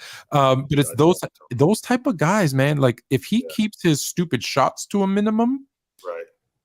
I don't mind having a guy that gets under your skin, and I feel really good about Canada right now. Yeah. I feel really good. And Tone, he's embraced the villain role. Like, it's not a role that he's looking at going, y'all don't understand why they hate me. I'm not like that, and it's affected his game. No, he's embraced that role, and with him embracing that role, he could still do his job. He can still do his job and be effective at it. Now, nobody's asking Dylan Brooks to be a knockdown shooter. Nobody's asking Dylan Brooks to come out and score 20 a game, because that's not going to happen. But if he can be a solid enough defender and be the irritant that he is, more power to him. I thought he was going to be you all said he was going to be in Taiwan. No one's going to pay him. And you know what he said? We do not care. No, we don't. No, we do not. 100%. So we said this, but when you were on, we talked about Dylan Brooks, and I got roasted for it because I said Dylan Brooks is a starter on a playoff team in the NBA today. Yeah, you did. You actually said he'd be perfect in Phoenix. He'd still be perfect in Phoenix. Yes, Dylan Brooks is not. Dylan Brooks is not a Oak. He's a starter on a playoff team in 2023. Yes, he is. 100%. I'm not mad at that. I look, the thing for me is like that exactly what you said, Fluent, when that production began to lack, especially there in the playoffs when his leadership could have been used. Like the thing with Draymond is like, and some of the other guys, like, yes, they cause issues, but like we talked about earlier, the production is worth it. Their value is high enough to deal with those things. Is Dylan Brooks' value really high enough to deal with all the antics he brings? Well, I guess we'll see. Well, I think he turned all the into he takes it like a champ. Well, obviously he is, H, because he got an extension for $80 million. On the Rockets. So it's obvious that he is. It's obvious that he's worth the headache because the team saw that and figured, yo, we're going to put $80 million on this.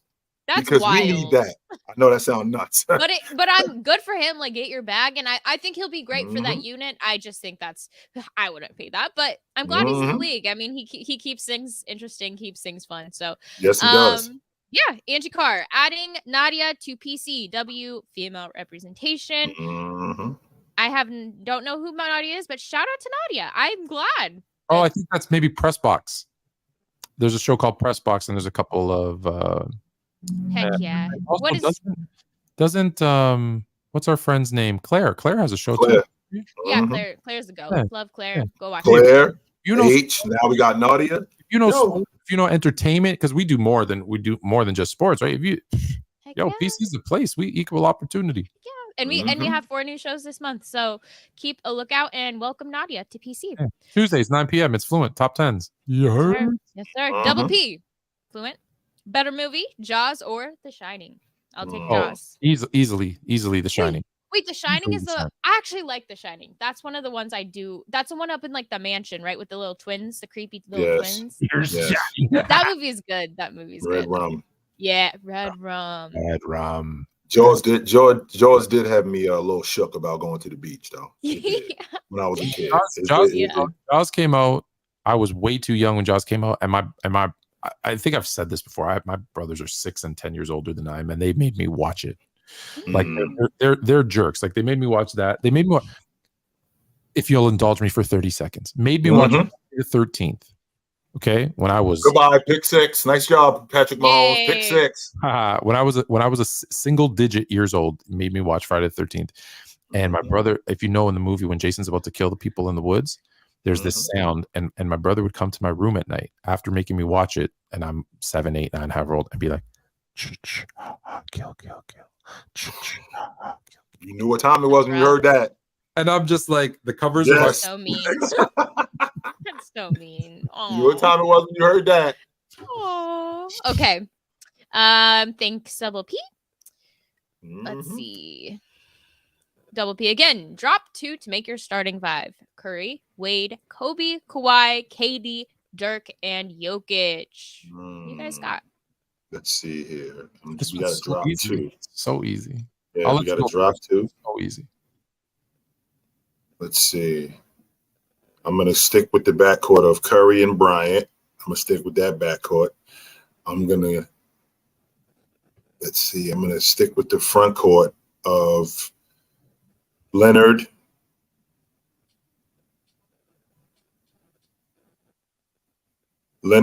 Dirk, and Joker. I'm going to pass on KD on this roster. Yep. I told you it was so easy because he got it. Ding, ding, ding. He got it perfectly right. Yeah. That's the next sound that I need. Yep. Little bell. A little ding, ding to go with the wrong answer. Maybe I'll replace. No. We like that one. Oh, you like that one? Yeah. FIFA boy. Since Chill wants to get nasty with my D-boys, I got your 49ers getting bounced by the Seahawks in the playoffs. And you mean the Seahawks that we beat in the playoffs last year, and the Cowboys that we beat in the playoffs last year too? Is that what we're doing? FIFA, if you really want to talk,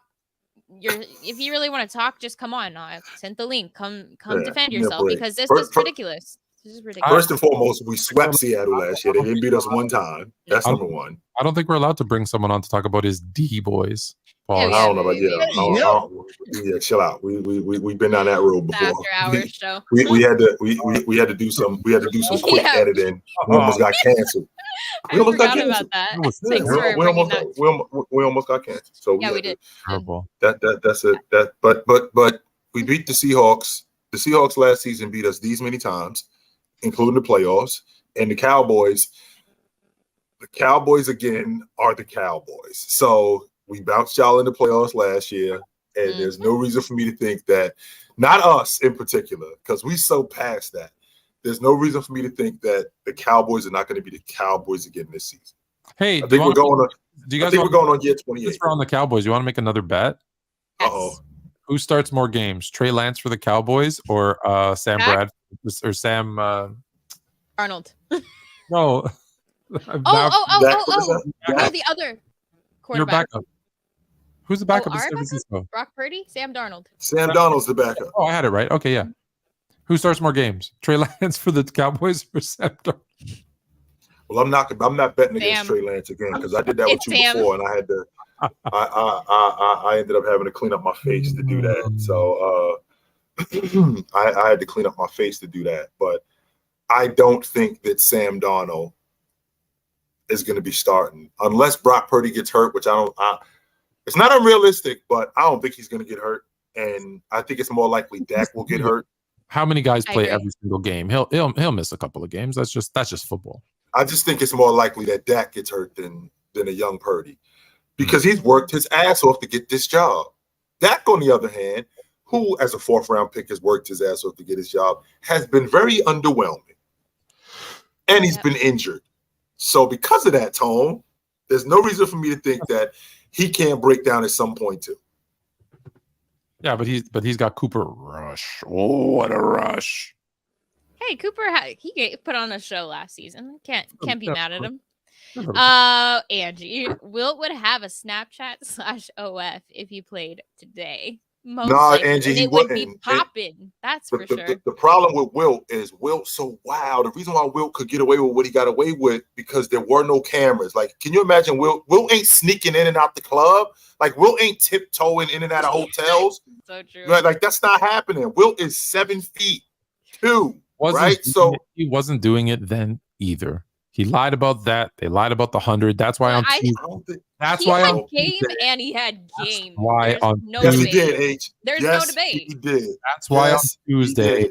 That's why on Tuesday it's Fluent top 10 reasons he didn't score 100. Didn't have game.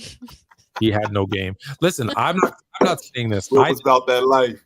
I didn't look, but I read a tweet that said from a woman who said, "I don't believe Wilt did that because I saw him in those short shorts that left very little to the imagination. I don't think he had it like that." I'm just saying. That's salty lady that he left that's along the way because he had 10 other chicks in the back. You know, right. like that's what it sounds like to me. You think that's Otto Porter Jr.'s grandma just being mad? It could probably. Be. Probably. Well, first of all, what we have to establish is we got to get Tone off the fence. So just so y'all clear, Tone still is not. We still trying to convince Tone that Wilt actually existed, right? So this dude that we talk about, ground to cover.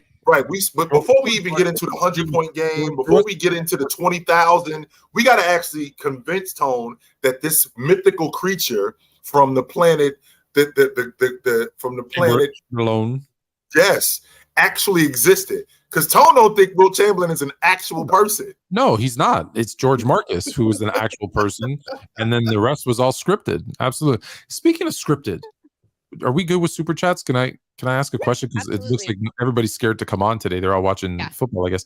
I have a question for you. The NFL, especially last year, right? We made a lot of fun of them being it's scripted. It's scripted.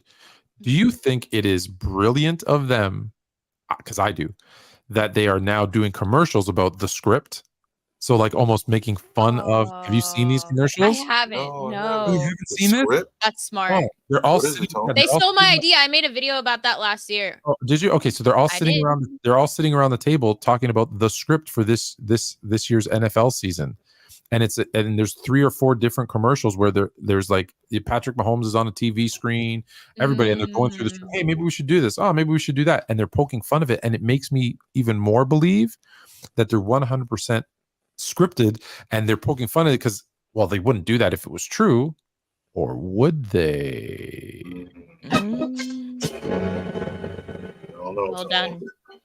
Look, I think that here's the thing that's crazy with all sports. Like, the media I love the media. Like, Twitter keeps me entertained. We love TikTok. We love YouTube, obviously. Like, we love our communities. But at the same time, it's so weird seeing ESPN getting on Alex Earl drama and like all this, like, you don't guys probably don't even know. She's like an a little like blonde influencer that's never probably played a sport in her life, and she's so cute. She's like into shopping, but ESPN is like posting about influencers and dating and drama, and it's so weird. But I get it because it's like it reaches a vaster audience. But it's like, why can't we just have sports on ESPN? You know, it's so weird. Well, you got to remember too, H, we moving into that space where, you know, we live in the information age, and what matters now is content. And ESPN, Fox Sports, I think they moving into that space where, you know, they're looking for content as much as possible, and if they can get it in that area, I think they're gonna do it. Jay, even like the Shannon Sharp and Stephen A, like they're playing into like, oh, you've called my name, here's my name tag. Like they're like the older people, the older generation, I think, are afraid of like being phased out, versus now this new TikTokers and like, you know, like Kenny, you know, Kenny, who is on like First Take. He's an awesome kid. He does like YouTube videos and stuff. But I think there's just like things are coming together now. And I know like ESPN could get bought out pretty soon. I know there's like buyers involved there or interested in that. So I just wonder what, like 10 years, what is media going to like, are we going to be running ESPN like things, or is ESPN even going to be, you know, still an option? Like what is that going to phase into? But I think you answered your own question though, right? Because when you said, you know, this little blonde who's never done a sport in her life, and they're talking about her on ESPN. Well, ESPN is about money, right? Why did they get rid of a bunch of people who were making a bunch of money? Because, well, they had to pay a couple other people, right? Like they're paying Stephen A. a ton. They brought in what's that guy? He had the radio show that the McAfee. Pat McAfee, yeah, Pat McAfee. They just re-upped Mina Kimes, I think, to a big contract. Saw that. Well deserved. But my thing is this: ESPN typically went after one set demographic, males, you know, 18 to 37. Like that's that's your target market. Well, 50% of the buying population, because that's very old school thinking. It's, well, men work and women stay at home, so they're the ones with the money, so that's what we're going to go after. Right. That is long changed. So if 50% of the population is female, right? And I don't think, and I don't know what percent, I don't know the percentages, but how many of them watch sports? Well, how else can we get, one, the guys who don't watch sports, two, the women and women who don't watch sports? Because that's the bigger set of that. If you look at guys who watch sports versus girls who watch sports, girls who don't watch sports, and guys who don't watch sports, those three are more people than the other one. So how can we do some stuff to bring some of them in too? And because that's how we'll make more money. Because if more of those viewers, well, what happens? Well, the people that advertise their products on there go, oh, you have this demographic? Well, sure, then we'll put our product on there. Because it's still, and that's going to shift to online. Like, don't get me wrong, like, it's not going to be TV anymore, but it's all about money. So that's why you're going to see those, you know, non-sports people being brought in. Sometimes it works, sometimes it fails. Like I remember Dennis Miller sitting on the Monday Night Football. That was a ridiculous failure, Tom. That was a ridiculous failure. It was ahead of its time, though. Bringing on a comedian, actually, not a bad idea. To bring in some other viewers. It just doesn't it feel awkward though when they bring people that have no idea what's going on? Like I always Dennis Miller had no idea what he was doing. It's so awkward. That was the problem. They brought in a guy who does, like, I mean, super smart guy. If you don't know who Dennis Miller is, he is super smart, and his jokes, like 90% of them, half of the people had to, like, I'll say now it used to be look up in a dictionary, but they had to Google half the words he said in the joke because it was way over their heads from an intelligence standpoint. So he was the wrong guy. But if you bring in a guy that knows football and is funny and speaks to the level, right, of the average person, I think that would have worked. They just brought in a guy, like, you can't bring in Einstein to talk to some fifth graders. Like, they're not going to dive. So you gotta but yeah, so that's where I think it's, you know, they have to kind of cross promote that stuff. So I'm not surprised at all. So Sebastian is here. We're gonna let him jump on to ask a question. Okay. Can I ask a question first? Sure. Yes. What's going on with your hair? You look like Jimmy Neutron. Oh my god! Really? Like Jimmy Neutron, babe. That like bad? You got a Jimmy Neutron thing going on. Hide in the room and be like, "What's up, Jerry?" I can fix it up, actually. It's all good. No, you're good. You're fine. All right, what you got for us? Any thoughts on the game tonight or the season? What are you thinking? He's going to talk Detroit. about the Yeah. No, I'm not. Oh, Detroit. I think that's the best team in the division easily. I wanted to ask you. Easily? easily? You've seen them So the play. NFC North, Green Bay, Detroit, Chicago, Minnesota. and Minnesota. Rank and And drop Detroit your rankings is- of the division. And Detroit is easily the best team in the NFC North. I don't know about Yes. easily, but I do think that what makes them easily the best team in the NFC North? Their offense. Even though they only have 14 up right now, they have a really dominant offense, especially a good running They game. have four, even though, hold on. So let's be clear. Their offense.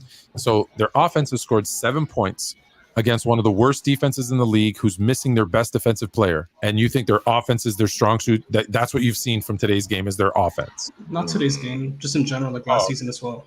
All right. This game. I thought their defense tend to was kind of disagree. good.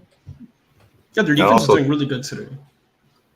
Okay, so Their rank defense gave them a- rank gave them a- that division. Who do you think? What are we going to see it end as? Detroit, Minnesota, Chicago, Green Bay. Okay.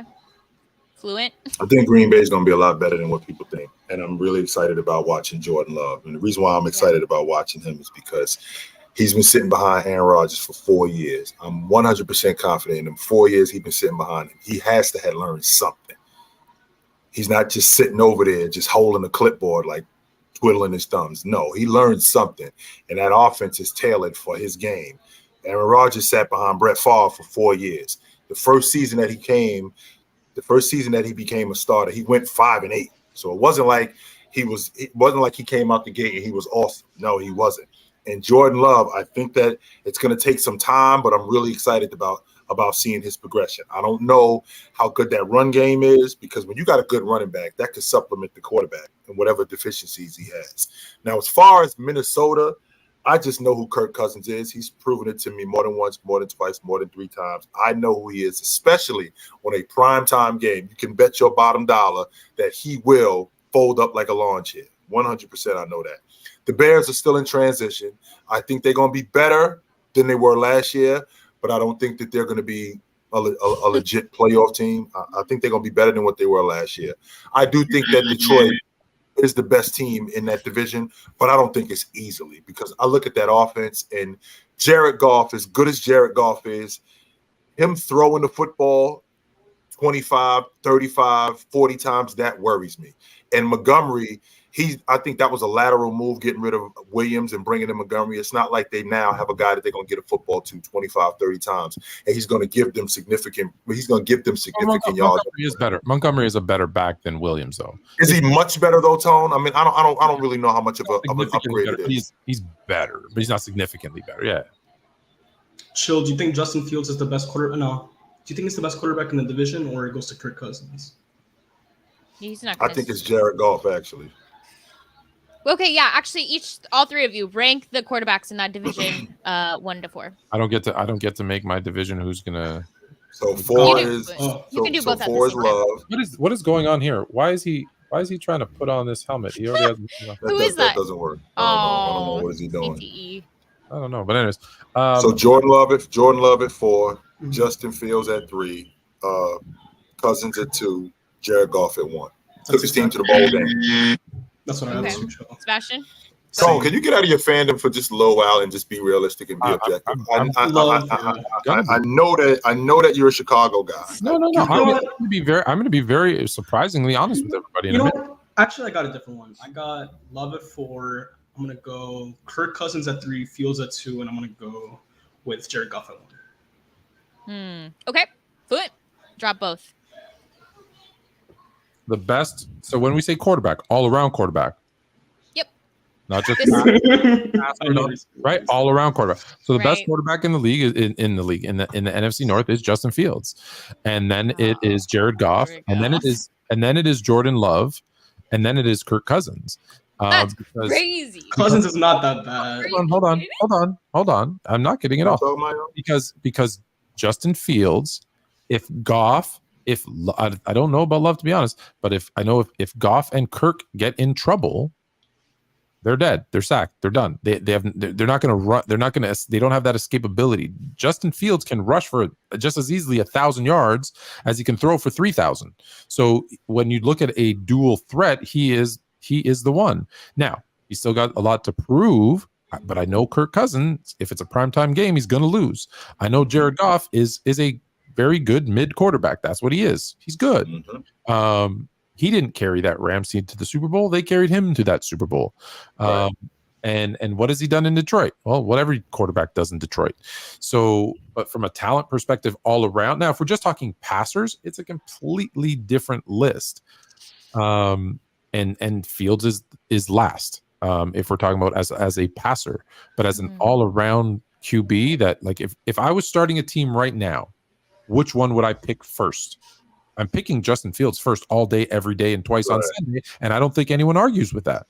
So, Tone, let me make sure I'm understanding you correctly. The one thing that a quarterback is supposed to do the most, he has the least amount of talent doing that. Correct. But he's at the top of the list as an overall quarterback. And what do you always say about like run first quarterbacks?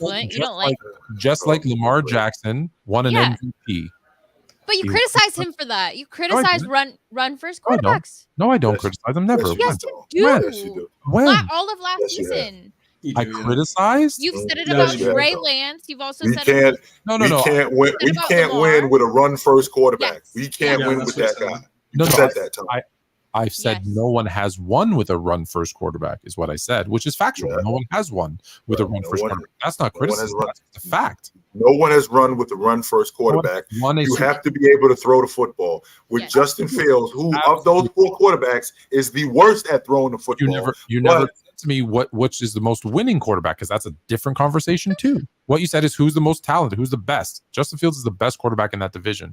I feel like I'm sitting in front of a car salesman, and my monthly payment was supposed to be like $200. Now it's like $450, and I don't even. And I'm about to sign this too, by the way, because I'm trying to figure out how I got into this. Like a minute ago, we was just talking about one thing. Now my car payment is $450. What's happening? Let me ask you a question right now. Where they are in their careers, there's a draft. There's only 4 picks in the draft, and it's these 4 quarterbacks.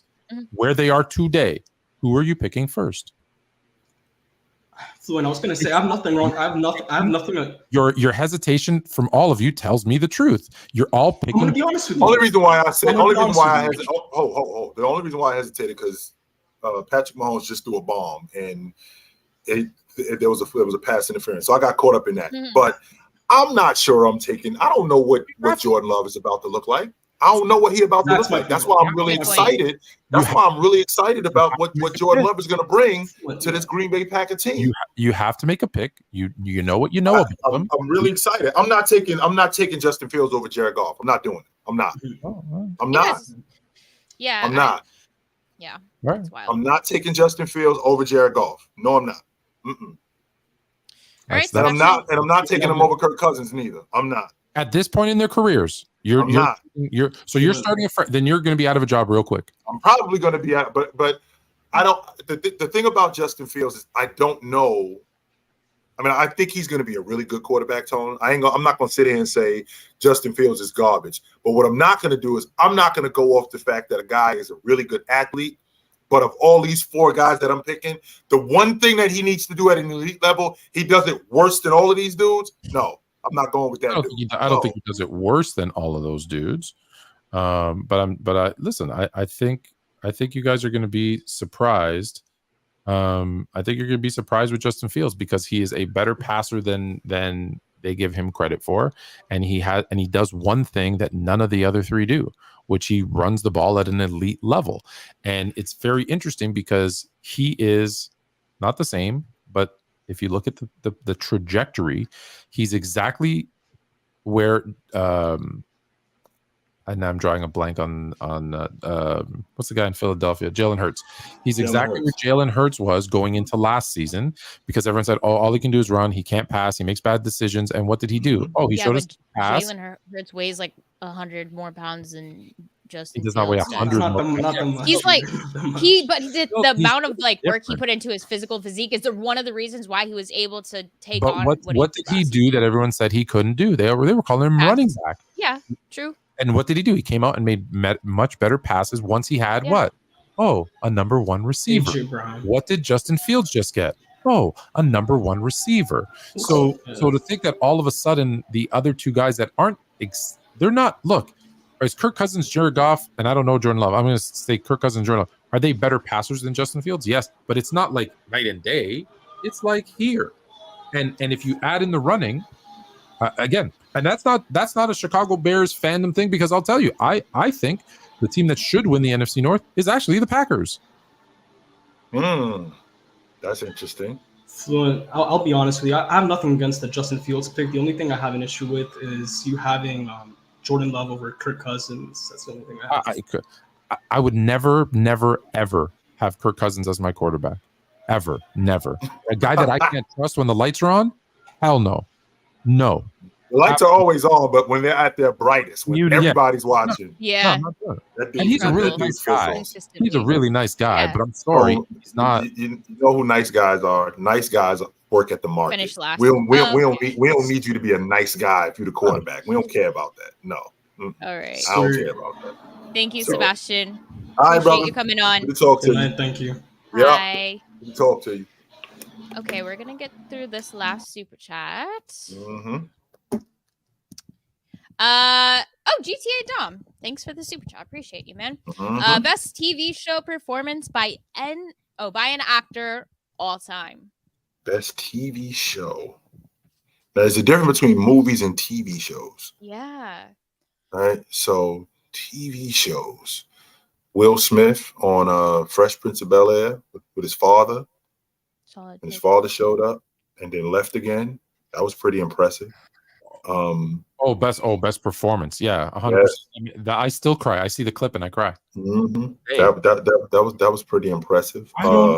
Why you don't love me, man? Like, kills me. That may be the best one. That might be a good top 10 best TV show performances. That might be. Yeah. I'm thinking about TV shows like The Wire. Anything with Avon Barksdale, because I know Avon Barksdale. I know Stringer Bell. Best TV performance all time, probably Will Smith in The Fresh Prince of Bel-Air when his father showed up and then left again. I was supposed to go with that. Back. Not a bad pick. Solid. All right. So now in chat, you can kind of follow along as well. But I want to ask both of you, as well as your chat, who drop like your hottest take for this upcoming season. And I'm going to write these down so I can obviously hold you guys accountable because it gets crazy. But Jay, is there any team, quarterback, defensive player that you're looking forward to seeing a jump from, or think's going to take a fall, or just a team in general that, you have a hot take on? I got a hot take, and this is in basketball tone, and I'm on record saying it, and I'll say it again for the second time. DeAndre Ayton's going to make the All-League defensive team this year. That's so crazy.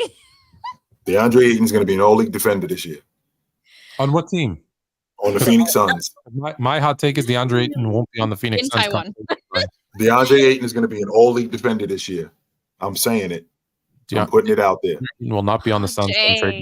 I gotta disagree with you on this one. Well, first of all, what's the closest he's ever been? Like, has he even been on the nominees for that? So DeAndre Ayton is a double-double guy, and now with Frank Vogel, who's a defensive-minded coach, he buys into that system.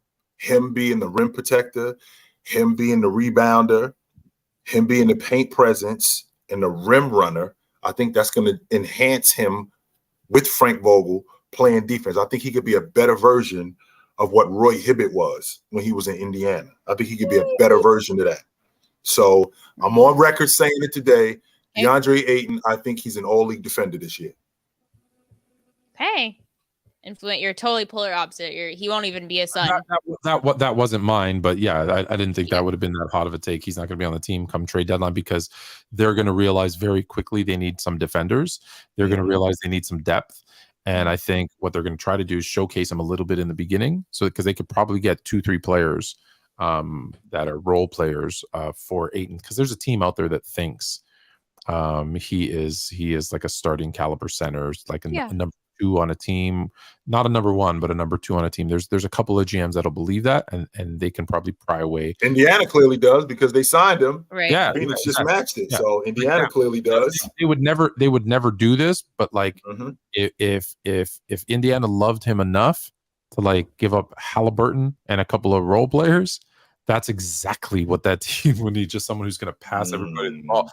They'd be dumb to do it, but you never know. Crazier things have happened. No, my actual bold prediction basketball, although Ayton will be traded, is the Orlando Magic will make the playoffs this year. Give us a little bit more context. Take, though, Tone. Yeah, I don't think that's a hot take, Tone. The reason why, because they wasn't really that far away. No. Last season, I don't think they. I think they was right outside the play-in tournament. I'm gonna pull up. I don't think they were that. Now, are you sure? I don't think they were that far away. So them making the playoffs, I don't think that was Tony. If you said Charlotte's making the playoffs this year, that's a hot take. That's a hot take. No, that's. I still think Magic. I think Orlando is a hot take because they haven't really changed too much from as far as the roster that they have. The Magic were in 13th. They won 34 games. Yeah, they were good. They beat Golden State twice last season. Good. Tone, I'm 100% confident they finished last year like right outside the play-in tournament. They were 13th. Yeah, but what did the 9th seed? How many games did the 9th seed win in the East? 41. There you go. That's right. So you figure, Tone. All right, they finished 34 games. Fine. They were 6 games behind. They were 6 games behind Chicago. The Orlando Magic for the last top 5 seed in the East. That's a hot take. That is a smoking hot take right there to say that. Thank you, Young. Yes. Young, you're right. You're absolutely right. There will be a top 5 seed in the East. I like it. I mean, unlikely, but I like it. I like Orlando. I want the best for them. Hey, for sure. Listen, I asked Chill, and you know what he said? That's not ridiculous. That's not ridiculous to say that. There you go. It's not. It's just not. It's not. Top 5, baby. Double P. Bengals. Oh, sorry, Jake. Go ahead. No, you're right. Go ahead. Okay. Bengals and or Bills will not make the playoffs this season. Heavily leaning towards the Bengals missing. And that's super interesting. I've heard a ton of heat on the Bills this upcoming season. People are over they think Josh Allen come, crunch time, he's really struggling. So what do you guys think about that? Who's another turnover, by the way, by Kansas City. And Detroit's going to score again. Who did I tell you was going to win? Called it. That's not a turnover, though. He was down. How bad would it look? The season that Joe Burrow signs a $275 million extension. And they don't make the playoffs? Are you kidding me? Playoffs. Are you kidding me? No way. I believe no. $219.01 million is guaranteed. It averages out to $55 million a year. What I'm really concerned with about the Bengals is that they still don't have an offensive line.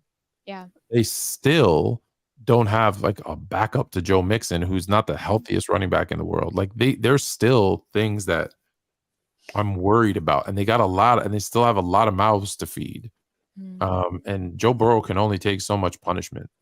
So what are the ways to keep your quarterback upright? It's have a good offensive line and have a good running game. And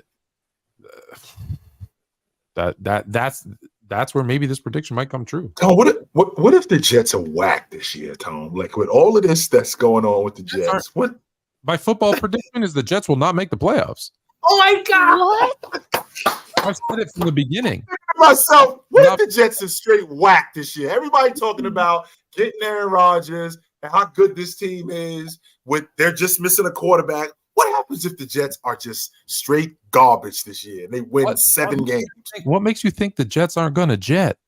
They're the Jets, because they got Aaron Rodgers. That's why. Because they got Aaron Rodgers for that specific reason. But there's a part of me, Tony, that's thinking to myself, what is it ridiculous to think that the Jets are going to be garbage this year? Is it nuts for me to think that? Garbage might be a stretch. They're not going to be. When I say garbage, Tone, I'm thinking but they will not for what the expectations are, these dudes end up winning like 7 games. No, I think we're being too harsh on them. I think with their coach, with now A-Rod, with Sauce, with all these, I mean, they're on Hard Well, they Knocks. already Like, had they're Sauce. getting that. Listen, here's the thing. Here's the thing with the Jets. I think Buffalo is still better. I think Cincinnati is still better. I think one of Cleveland or Baltimore will be better. I know the Chiefs are better. Yeah. I believe that the Chargers are better. That's 5 right there. That's 5 right there. So I take Jets. So if I got 2 more wild card spots left. That's it. So those 5 are better. So now the Jets have to beat out, and I'm not saying all of these guys are better or worse than them, but the Jets have 2 spots. There's 2 spots remaining. This is a better way of putting it. There's 2 spots remaining for Miami, New England, Cleveland, Pittsburgh. I didn't even say, and wait, sorry. Even though I don't think they're better, excuse me. Let me go back. I gave you 5 teams. Jacksonville will win their division. Jacksonville No, oh man, they will. Oh, yeah. Their so division, yeah. Not better, but so they're automatically in the playoffs because they win their division. Yeah. 6. So now there's 1 spot for Miami, New England, Cleveland, Pittsburgh. Nobody in the AFC South. Denver, and the Raiders. And the Jets. So there's 7 teams fighting for 1 spot. I'm sorry, it's not crazy. Because you got your division winners, Tone. So the AFC East winner is who? Buffalo. Okay, the AFC East winner is Buffalo. The AFC North winner is who? I think Cincinnati still wins it. Okay, Cincinnati wins the AFC South winner is Jacksonville, and the AFC West winner is Kansas City.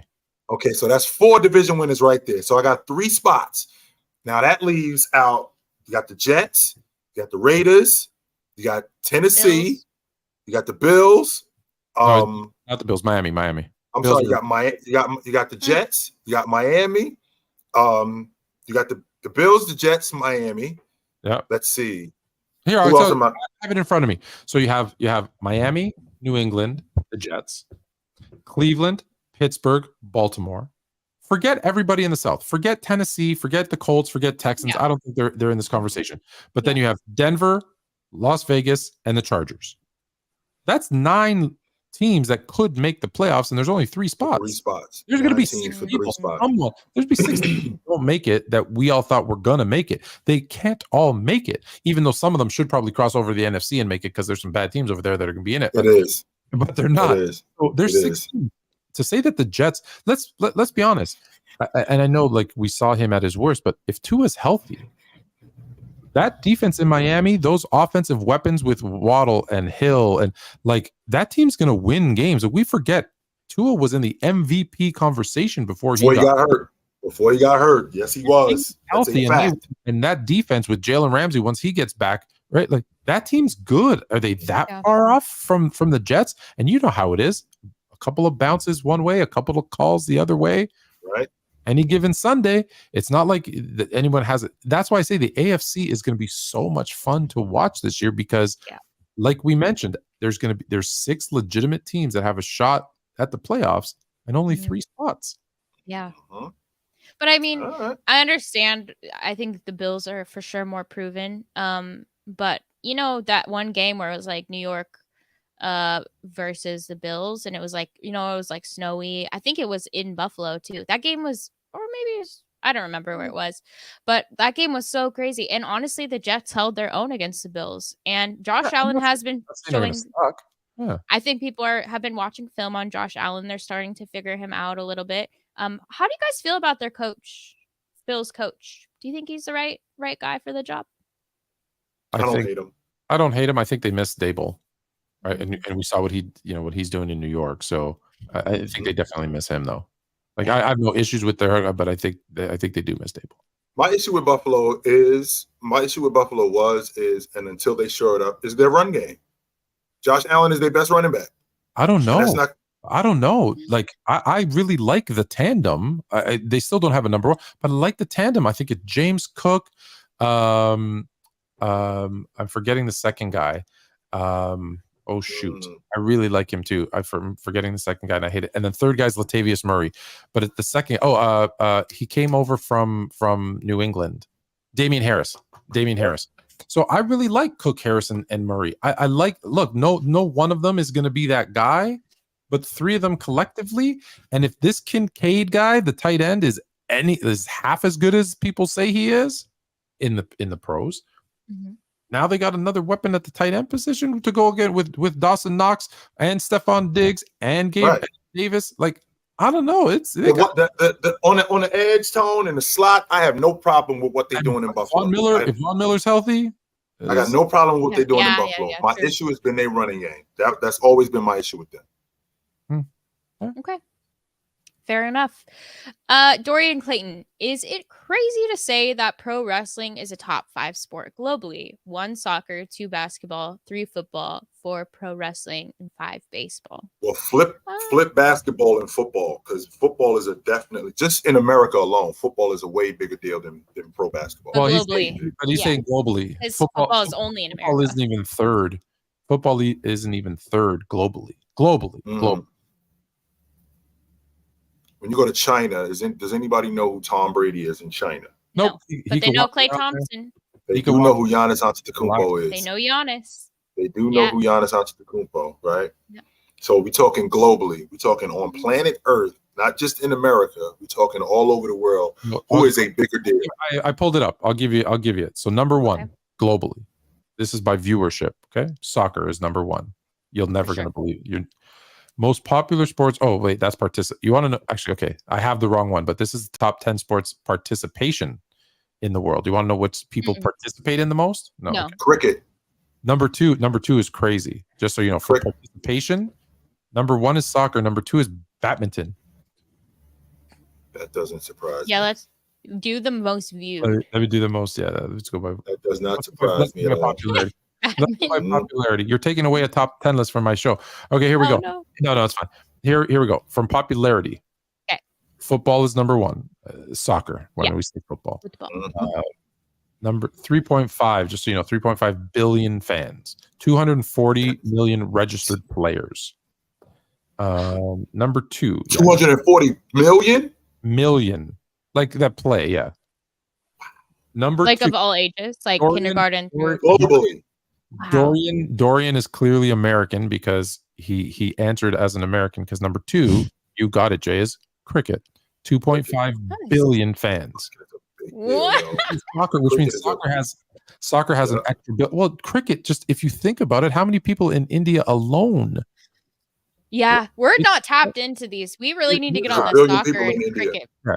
Number 3, you're never gonna believe number 3. Wait, let's guess, Jay. Hockey. No. Hockey. 3. Well, don't forget, the U.S. It's huge in Canada. It's huge in Sweden. It's huge in Russia. It's huge. Yes, it is. In other parts of the world, it's huge. Yeah, Germany. It's all over Europe. It's huge. Yeah. So hockey number 3. And just for the record, wrestling is sports entertainment. It's not really sport. Number 4. You want to keep guessing 4 and 5? We're just gonna do 4 and 5. 4, I would say basketball. Tennis. Wow. Tennis is huge. Yeah, tennis is huge. Like you figure the best. Well, not just Europe. You figure the best tennis players, right? Federer, he's from Switzerland. Nadal, he's French. Netherlands. I know there's some. I'm thinking about Jokic. He's Serbian. The Williams sisters, they were from America. Who else is a big deal in tennis? And that's just on the men's side. Yeah, the women's, tennis is a big deal globally.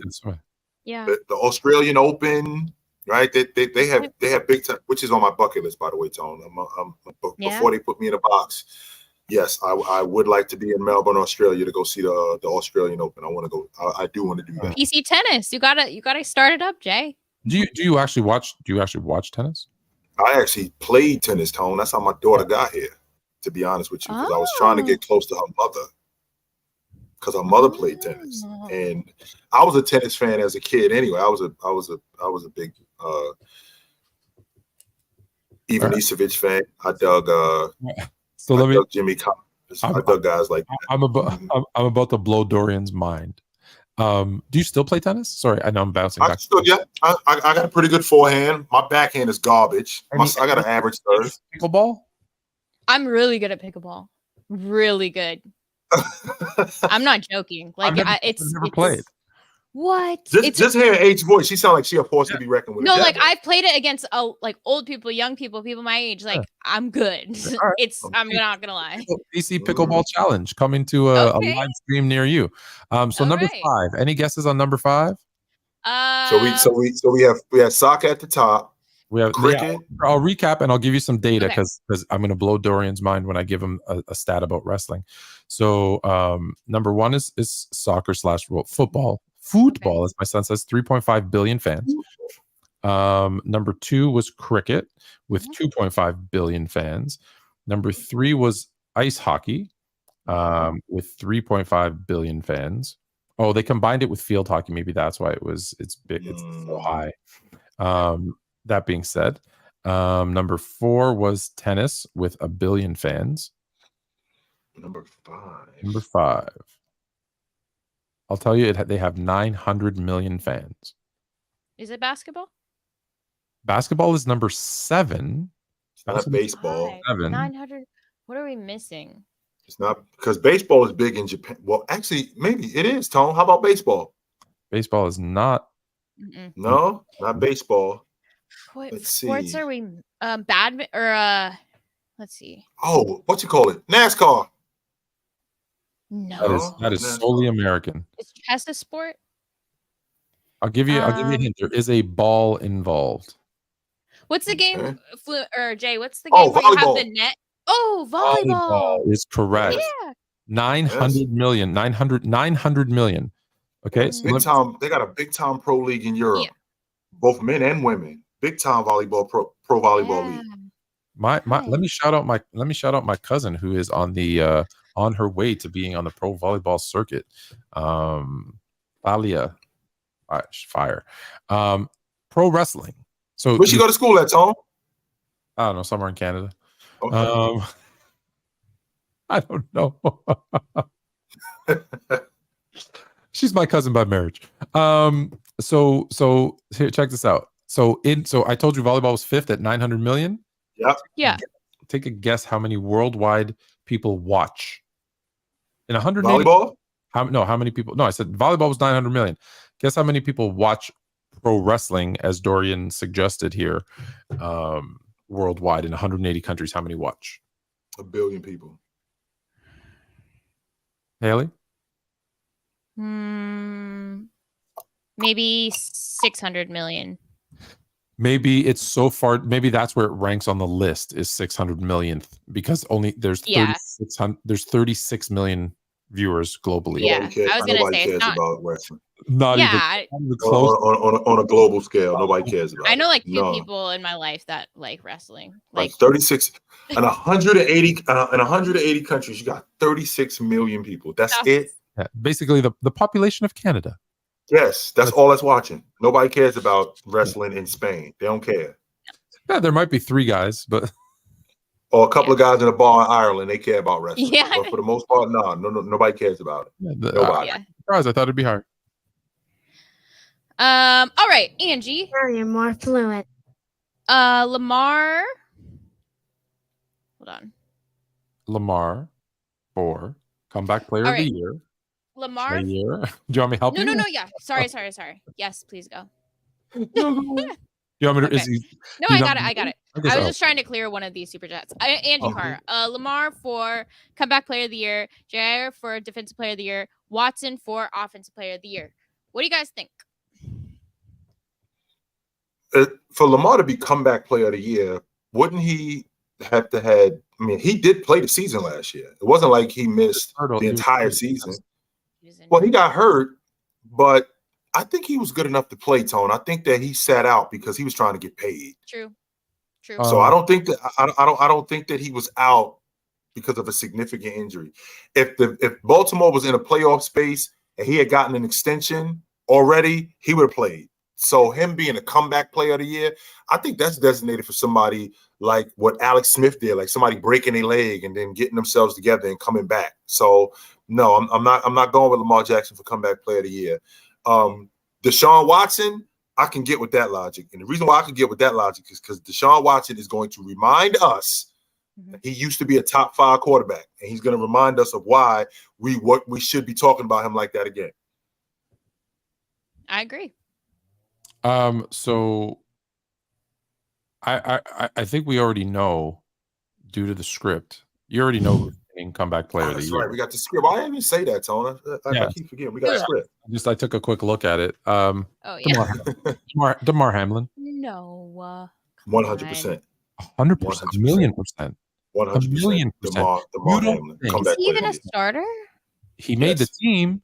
So you don't think he's going to play? And at the end of the season, when they're giving up their awards, they're not going to bring him up on stage and give him a million. And that's the only of course, right? Yeah, of course. There won't be a dry eye in the house, and you know what? Deservedly so. So I think that one's already in the cards for comeback player of the year. Yeah, defensive player of the year. It should be your guy. Nick? It should be your guy after that bag that he just hauled in. Nick Bosa. Yeah. Should have won it last year. Yeah, if we being honest, it should have been him last season. Should have been defensive player of the year last year. And then offensive player of the year, Justin Fields. Okay. 4,000 yards passing, 800 yards rushing. Oh, it is terrible. Touchdowns is Justin Fields, baby. Oh, it's terrible. Unbelievable. Give me that Family Feud buzzer, please. I picked one from your team. I picked one from my team. Can I get that Family Feud buzzer, please? Can I get the Family Feud buzzer, please?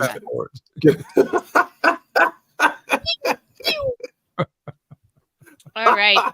Did we get through all these? I think we did. Yeah. I think we did. I don't even know. I know we about to wrap this up in a little bit. I just can't wait for the day when I see Tone's face when Andre Drummond is on the ballot for being up for Hall of Fame. I can't wait for that. We have 3 more minutes. Andre Drummond will be a Hall of Famer. Just want to make sure. Andre Drummond's in the Hall of Fame, and I'll tell you. Handle it, H? No. I will tell you why. Hold on. Let me tell you why. So when you on the surface, you're like Andre Drummond. No way. Let's first debunk that he's the greatest rebounder ever. He's 47th in total rebounds. He's 13th in rebounds per game. So no, you're not the greatest rebounder ever. You're not. However, for his career, he averaged 13 and 13. At his peak, he averaged 17 and 15. 17 and 15 at his peak. That is very impressive in this day and age, or in the days he played. He is a 2-time All-Star. He is a 4-time rebound champ. And he is an All-NBA. That gives him better stats and better accolades than 2 of the worst people in the Hall of Fame. And I know you really like the first one, so don't go. Did we lose him? Oh, froze. Tone froze up. See if we can get him back because he froze up. Hold on, let's get him back. Yeah, he's back. The last thing we heard, Tone. The last thing we heard, Tone, was 2. Don't go crazy. That was the last thing we heard. Oh, my bad. Last thing we heard. 2 names. Okay. Yeah. So it's the NBA trying to block me from doing this. So those are better stats and better accolades than 2 people. And I said the first one you're not going to like because you really like this player and you're going to tell me all the stuff he did. But statistically and accolades only, which is what puts them in, he is better than Earl Monroe, and he is significantly better than Bill Bradley. And those are and you know how you have Kobe at 11 and you say Kobe's my gatekeeper, right? Unless you're better than Kobe, you can't make it into the top 10. Well, Earl Monroe and more so Bill Bradley are the gatekeepers of the Hall of Fame. So if you're better than them, you can't be kept out. And his numbers and accolades are better than both of them. So he makes it in. And otherwise, the whole hall is a sham because how can you have a player that's better, did more, has more accolades, has more stats out? Not in the Hall of Fame. Can't do it. Not in the Hall of Fame. You can't do it, Tom. You really can't. He was on his way. That at the pace that he was going, it was in the mid 2010s. It was like around 2015, 2016. He was on his way at that pace. He was on his way to being a member of the 20,000 point, 20,000 rebound club. Had he kept that pace, there's only one dude in that club. That's Chamberlain. That's it. And he was on his way to being in that club. Yeah, that's impressive. And I mean, four rebounding champion. chips or Right. He led the league. He led the league in what he does 4 times. That's significant. He was an all NBA player. That's significant. All stars, not so much. But there's Tone, answer this question for me. Who in NBA history, because again, we're talking about the Hall of Fame, who in NBA history is a 4-time steals champ and not in the Hall of Fame? Nobody.